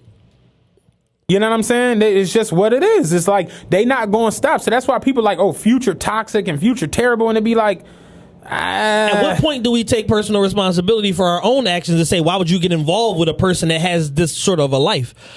Imagine you getting with Future, getting pregnant, having a baby, going through all the emotional turmoil, because I know you was tormenting the girl, going through all that emotional turmoil for fucking 10 months, having a kid, still going through emotional turmoil to get fucking $39,000 a year in child support. Crazy. You can fuck with me and get more than that. I'll give you more than $39,000 a year. Yeah, but I'm definitely giving it to rappers on Instagram for who ruined it. For sure. It's not even close. For sure. It's the rappers is just it's terrible. Like, rap legit at this point, it's not really about anything. Oh, to the point where you hear rap that's about shit. Like, you hear Nas's new album. I was listening to Common the other day in the gym, and I'm just like, God damn, when you hear songs like Faithful or Go, that Joan, you hear The Corner, you know, the food, like, you hear them Jones, and you just like, God damn, Common can rap his ass off. But literally now, rap is just spent 30 racks on a rap bitch, could have went and bought a brick. $250,000 worth of chains, ass icebox, everybody lit. Like, that's what rap is now. It's just stunting. And Instagram is the stuntiest of the stunting. Because it's all pictures. It's all... You ain't even got to post no captions. Niggas... It's all pics and videos. Niggas legit will go as far as... the video will cut on, and he'll have this much cash and put it up on his shoulder, and you go to tap, and it'll be like, video has no sound. What the fuck is the purpose of this? Like, just... You could have took a picture. Just stunt. Trying to get them views up, play bar. Just stunting. That's all it is. And my biggest problem with the whole shit is, like, rappers started it, but women adopted the aesthetic to the point where they're... Ain't just women. Niggas is ridiculous, too. Niggas lay their outfit out on the bed and take a picture. For sure. like first day of school. Like it looked like a stick man laying on the bed. It'd be a shirt, jeans, a little fucking Louis wallet, sneakers. This shit be laid out on the bed. I see niggas do that and I just be like, what in the fuck? Yeah, you're absolutely right. I just think 397 likes. I just think why? That the dating part of it, I think that women have adopted these ethics so much that they've kind of forced it upon a lot of these young boys to where they feel like if they don't have this or that, they're lesser than, and it's like, I gotta have 10,000 to fuck with this girl and blah, blah, blah. And it's kind of forcing them, like, some of these kids are good kids and they're almost being like forced into like shit that they not ready for and shit that they can't handle because that's the only way that they can make money to keep up with the aesthetics that they seeing on Instagram and hearing on these rap records. Don't get it fucked up. It's a two-way street. It's ridiculous both ways. I see women tweet shit like, if you want to get my attention, give me some money. And they be like, God damn, hi don't work. I like you. Yeah, hi don't work no more. What happened to hello? Yeah, how you doing? You just get a bitch like, yeah, that shit don't work no more. But no, it's definitely a two-way street. Like the men are I always say, to me, men are even more ridiculous nowadays just because they fanned out. Because men have literally gotten to the point where it's just like, if I sling some dick, I can get an apartment.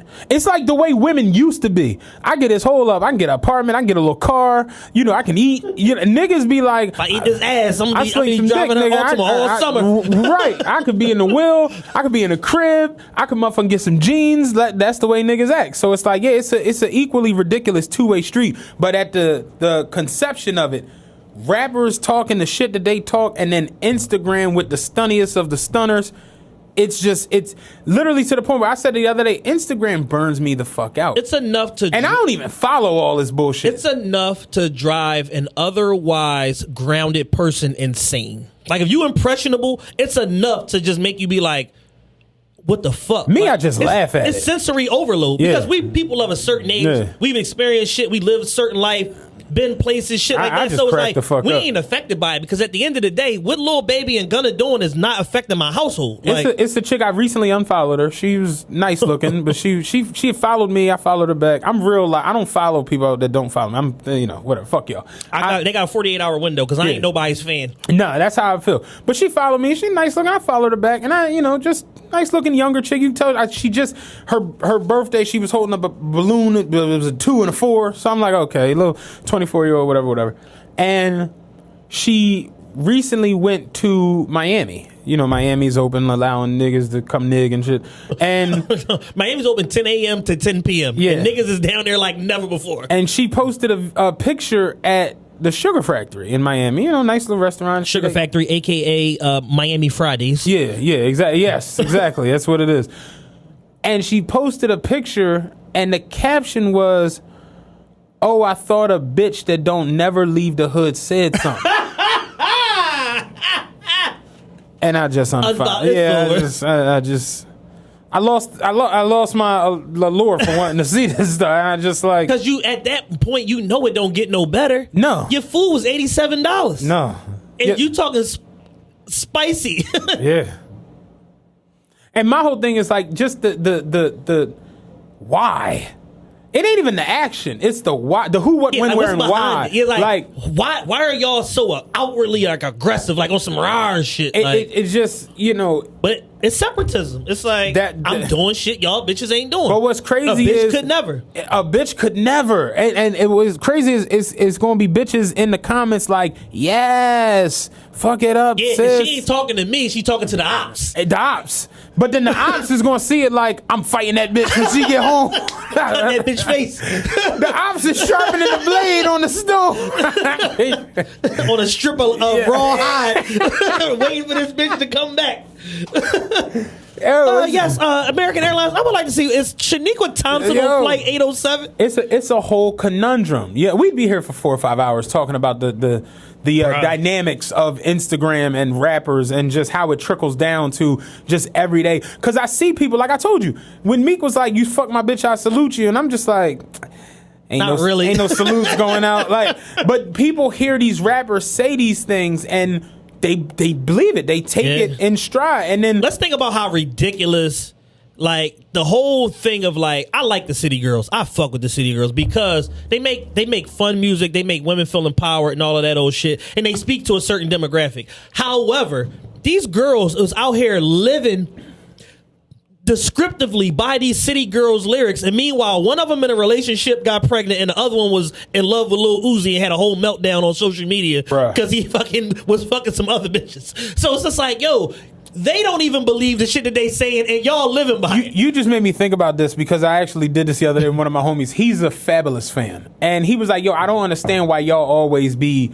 talking shit about Fab. And I'm like, oh, you don't? Oh, you don't? Yo, you don't. You know? Funny you said that. And he was like, I don't get it. Like, Fab can really rap. And I was like, Fab is the king of cheat. Because apparently Fab and Joe Buttons had a bad outfit battle.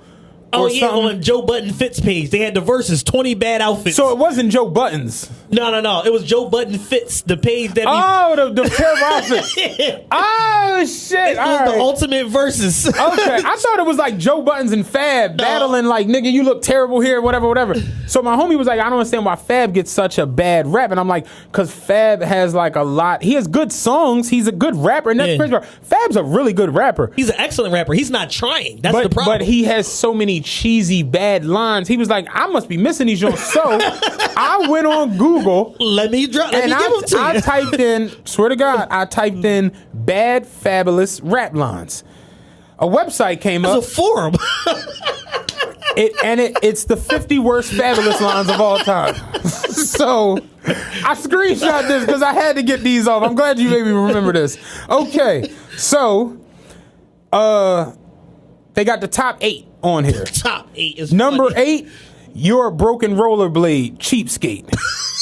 All right, that's 8. That's number 8. All right. So, number 7. Brain so wet she must drink smart water. I said that's pretty horrendous. That's pretty bad. Number 6. She fucking like a nigga. That's a she-male. I didn't never even heard that one. All right. Number 5, I sit and get fried, call the weed electric chair. I said, all right, Fad, that was terrible. Number 4, which is my personal favorite, my shit bananas like a monkey's number 2. I said, I don't get that one at all. Number 3, I'm raw, dog, you safe sex. Number 2, it's a movie, get your goobers, nigga, yeah, it's deep, get your scuba.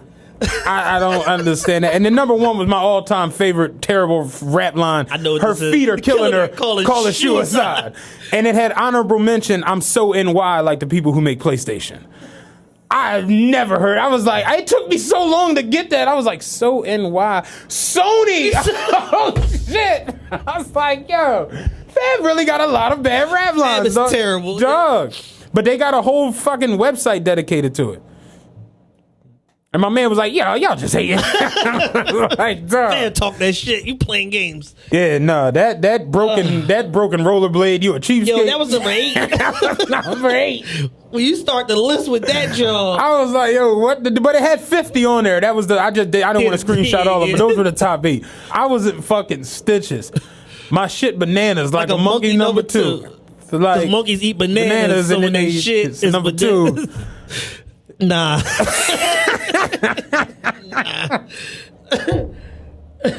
She fucking like a nigga that's a she-male is wild. Cause that's just a whole. How did your nasty brain even get there? Like whatever internal GPS took your nasty brain to this spot. You need to delete that software. But you got a nasty brain to come up with that shit. Yeah. Fucking like a nigga. Nobody in the studio was like, you sure? Yeah. Yo, that's the worst part. It's no quality control with none of these raps, man. Yo, like, real shit. It's nobody to be like, hold on, wait, what you say? Say that again? Play that back? Terrible, man. Terrible. No, delete that shit. 6ix9ine, since we talking about ridiculous sides of rap. It might be over. The jig is almost up, brother. I almost feel bad for the little nigga, man.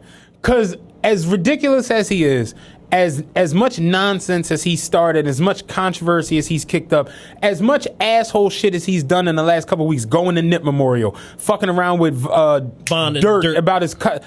all that nonsense that he's done. I hate to be that guy, but the little nigga do got a point. We just went through the whole shit about Spotify and Apple and Tidal. He does have a point with what they push and what they don't push.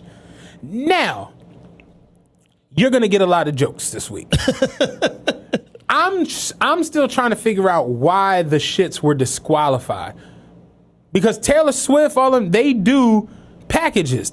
Travis Scott did a whole joint when his shit dropped. But they changed it. That's why I'm trying to figure out what they changed do the you rule. know? They changed the rule like 6 weeks ago because artists were basically artists that normally would sell 40,000 like Nav were selling 167,000 units the first week because they had these V-Lone collabs and these revenge collabs and like all of these companies that don't really drop merch like that, but they were doing the artist merch or whatever like that for their album rollouts. So now it got to the point where it's like where Billboard was just like, bruh, we're not, unless this shit is something directly tied to the music and technology, we're not counting this shit. So it's like if you want to sell a motherfucker a phone for $400 with your album preloaded on there, we gonna count that. But all these t-shirts and beanies and Khaled try to sell an energy drink and like all this fucking nonsense that y'all are doing to beanies to boost y'all fucking album sales, it's over. Like it's a wrap. Either you sell music and stream music or you don't. Right. We're tired of the stupid shit. You know what I'm saying? Because when Juice WRLD album came out recently, I bought every piece of merch. I got the album on my phone, and I got 9 different digital downloads available, plus the stream from Apple Music. I haven't listened to the album one time. Yeah. So it's like, did I really buy the album or did I buy the merch? And then that's and then at that you bought 10 albums. I bought 10 albums. Yeah. I'm one dude with 10 albums, and I didn't even get my merch yet. It's been 2 months. Nas dropped for his new album, King's Disease. He has merch on his joint, and he has what's the name of the song? Because I wanted one of the shirts. Of course, I gotta go back. Where's my library? Oh,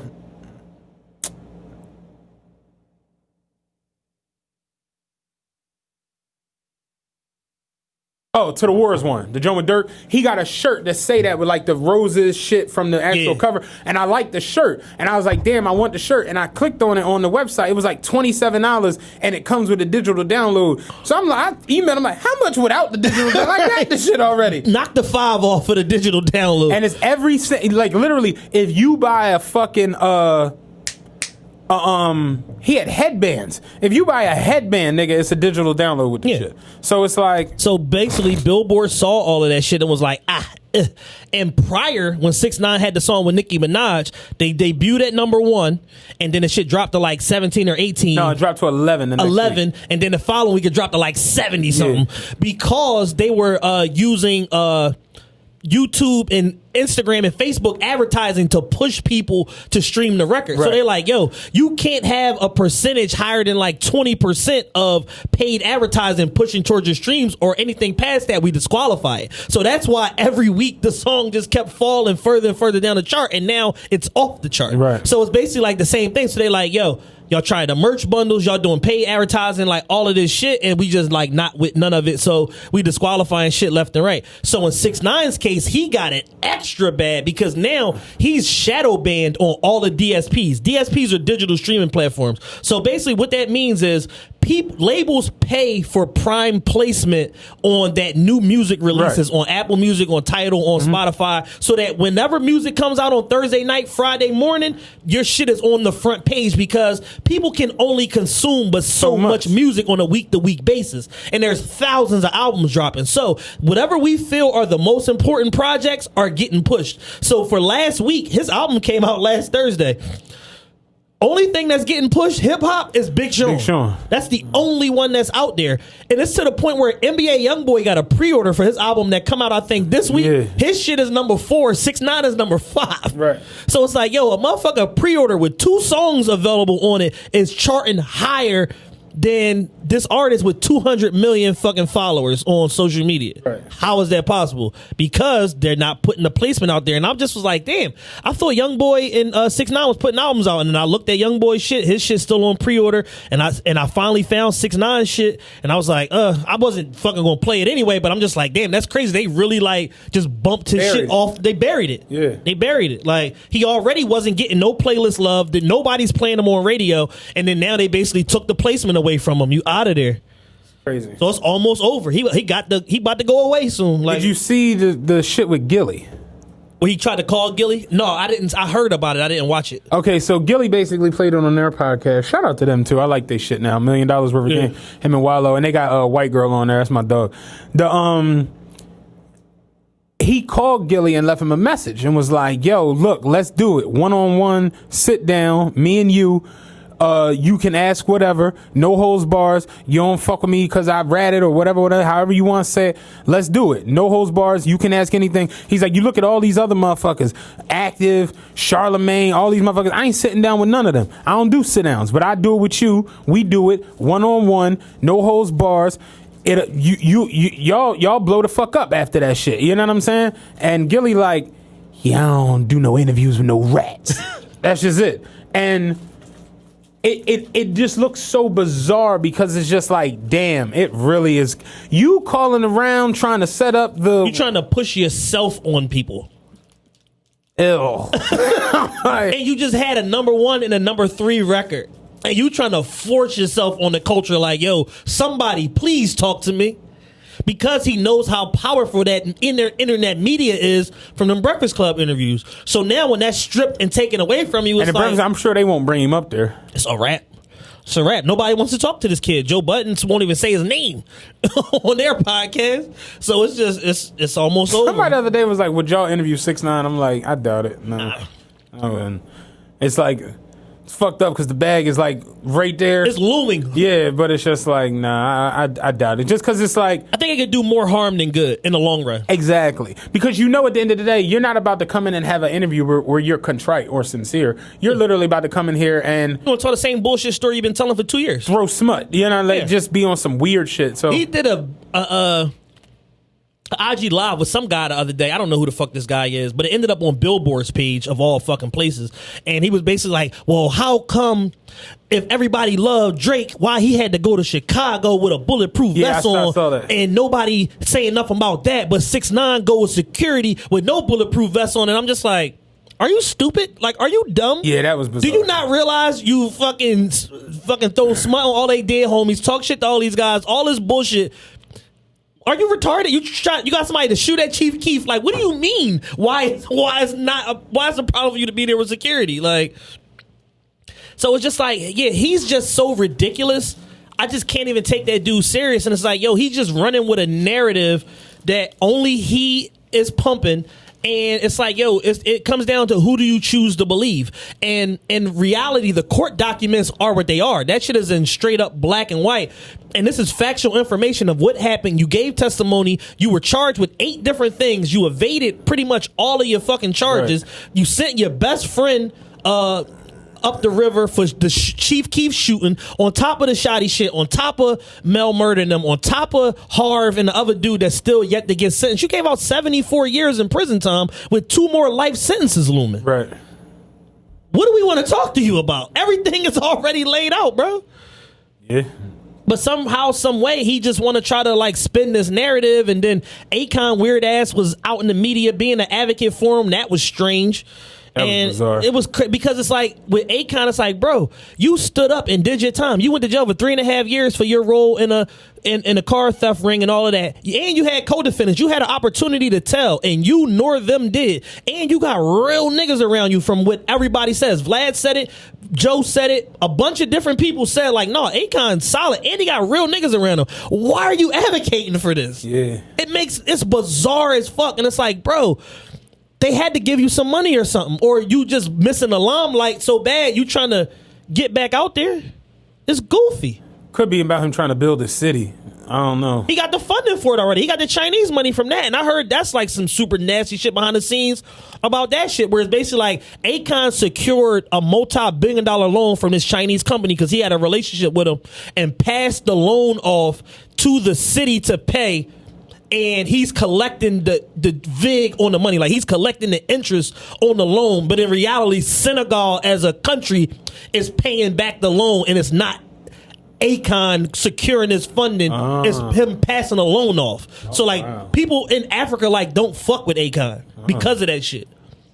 Damn. Because he's aiding in the Chinese penetration into Africa, which has been an issue like the last 15, 20 years of them basically trying to pillage all the resources and shit out of Africa and take over from China.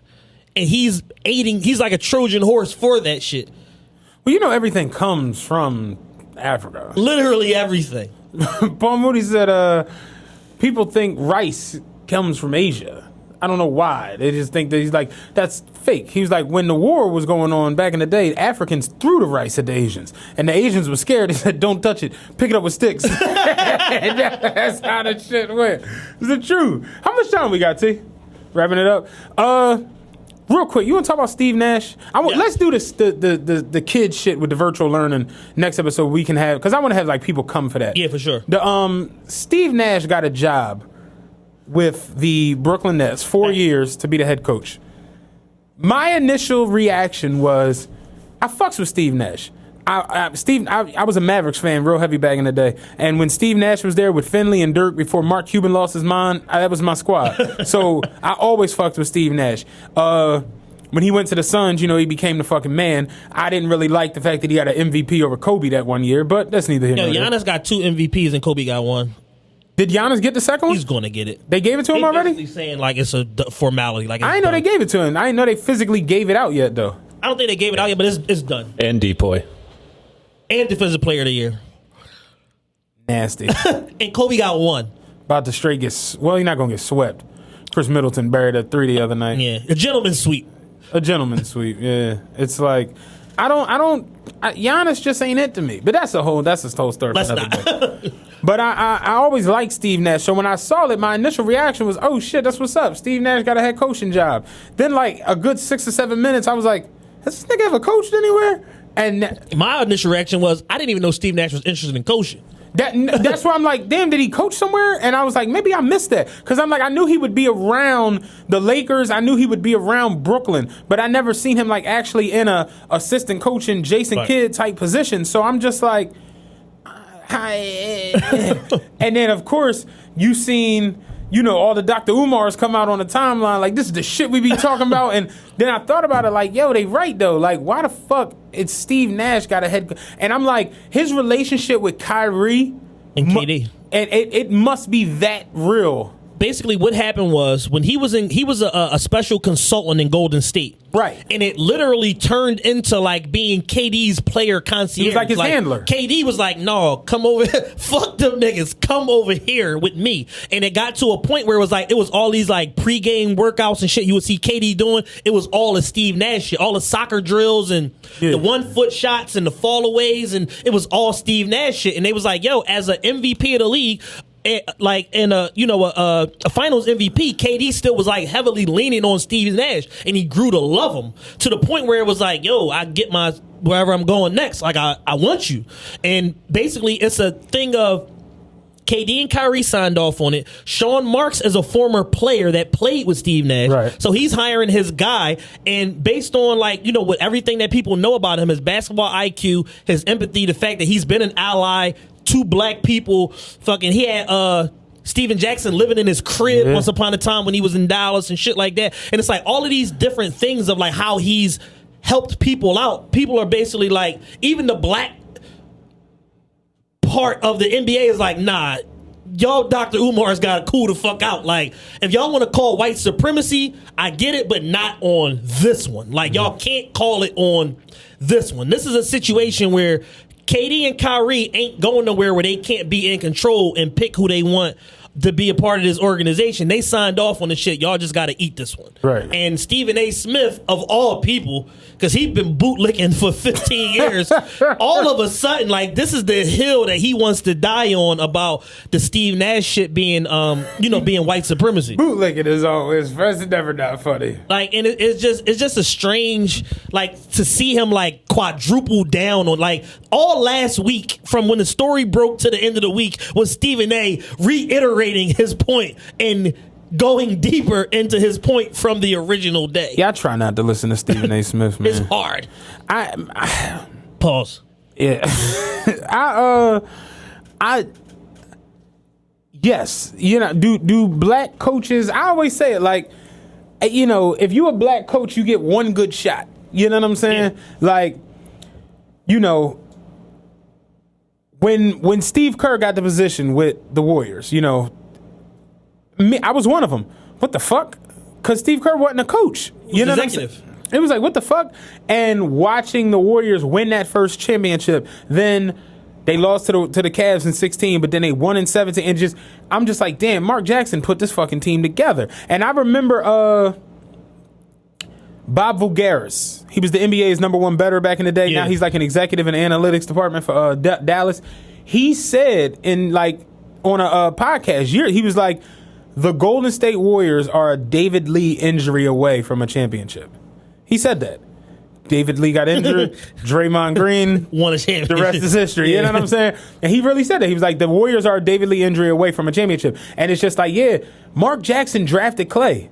He drafted Steph. He drafted Dre. Like, he drafted him. But Steve Kerr was the one who came in. And even when you look back, we talked about it in the group chat, when you look back at like the 14 Warriors and you see some of their like rotations, the 13 Warriors, you look at like some of their rotations and just their schemes on defense, they weren't championship. No, it's a whole different team. It's a whole different team. Steve Kerr installed the motion offense, which put their offense light years ahead of it. And there was shit behind the scenes with Mark Jackson that people didn't know about. Yeah. Like, he was there was a whole Sports Illustrated story on it. We've talked about it, but it was a whole Sports Illustrated story about like how he would play mind games with Steph, start him, sit him. Mm-hmm. He was telling them AC Law is better than you and like all this goofy shit that he was doing. And I'm like, Mark Jackson's a dickhead. Yeah. Like, so once all of that comes out and then you realize like him and the GM hated each other and all of that shit, it's like, yeah, you usually get fired when you hate your boss or your boss hates you. Like, that's just regular shit. So it's like, but to see him not get another shot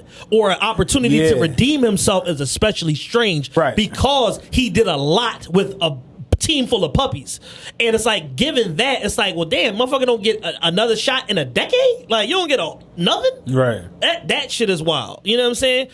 But there were some examples of like, players that retired, instantly got jobs and shit like that, but they didn't get this level of a job. No, yeah. And that was Stephen A's main argument. Like, yo, like, I'm not saying that, it wasn't elite point guards of all colors that got jobs. Jason Kidd being one with the Brooklyn job. I think that Brooklyn team was like, they were picked to fit. They had the fourth highest odds to win a championship, but they was all fossils. They ended up breaking down that KD, Paul Pierce team, Joe Johnson, all of the dinosaurs. They ended up breaking down. They were old as shit. They didn't do nothing. Then he got the Milwaukee job. With the Milwaukee job, he got a bunch of puppies.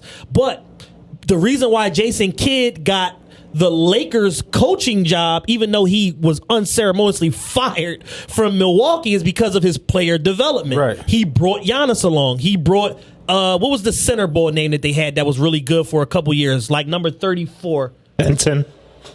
John Henson, but it was somebody before him. Oh, Larry Sanders. Larry Sanders. He brought Larry Sanders along. Like, so it was like his player development. He's doing like production now, I believe. Yeah. He's like a producer. He's like killing it too. So it's like, because of that, it was like, yo, you kind of like a nut ass nigga. Like, you be getting DUIs and like trying to like rub your dick on bitches, but we gonna just stash you in the Lakers organization until Vogel get his ass fired, and then we gonna promote you. But now he's trying to get the Sixers job. Yeah. But it's like,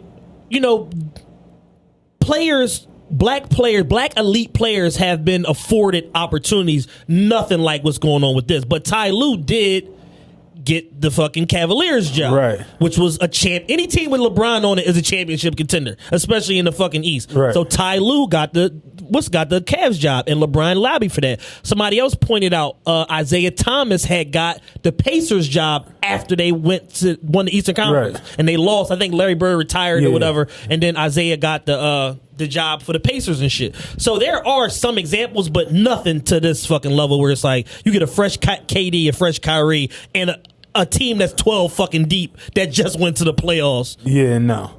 And my thing be like, just in all sports, football, Tubby Smith, Football is a whole nother fucking conversation. what's his name from the Steelers is like the only one. Mike Tomlin. Like Mike Singletary put that 49ers team together. They like, oh, you can get the fuck out of here now. You know what I'm saying? Nut asshole. Yeah, or fuck out of here. Like, it's just the way it go.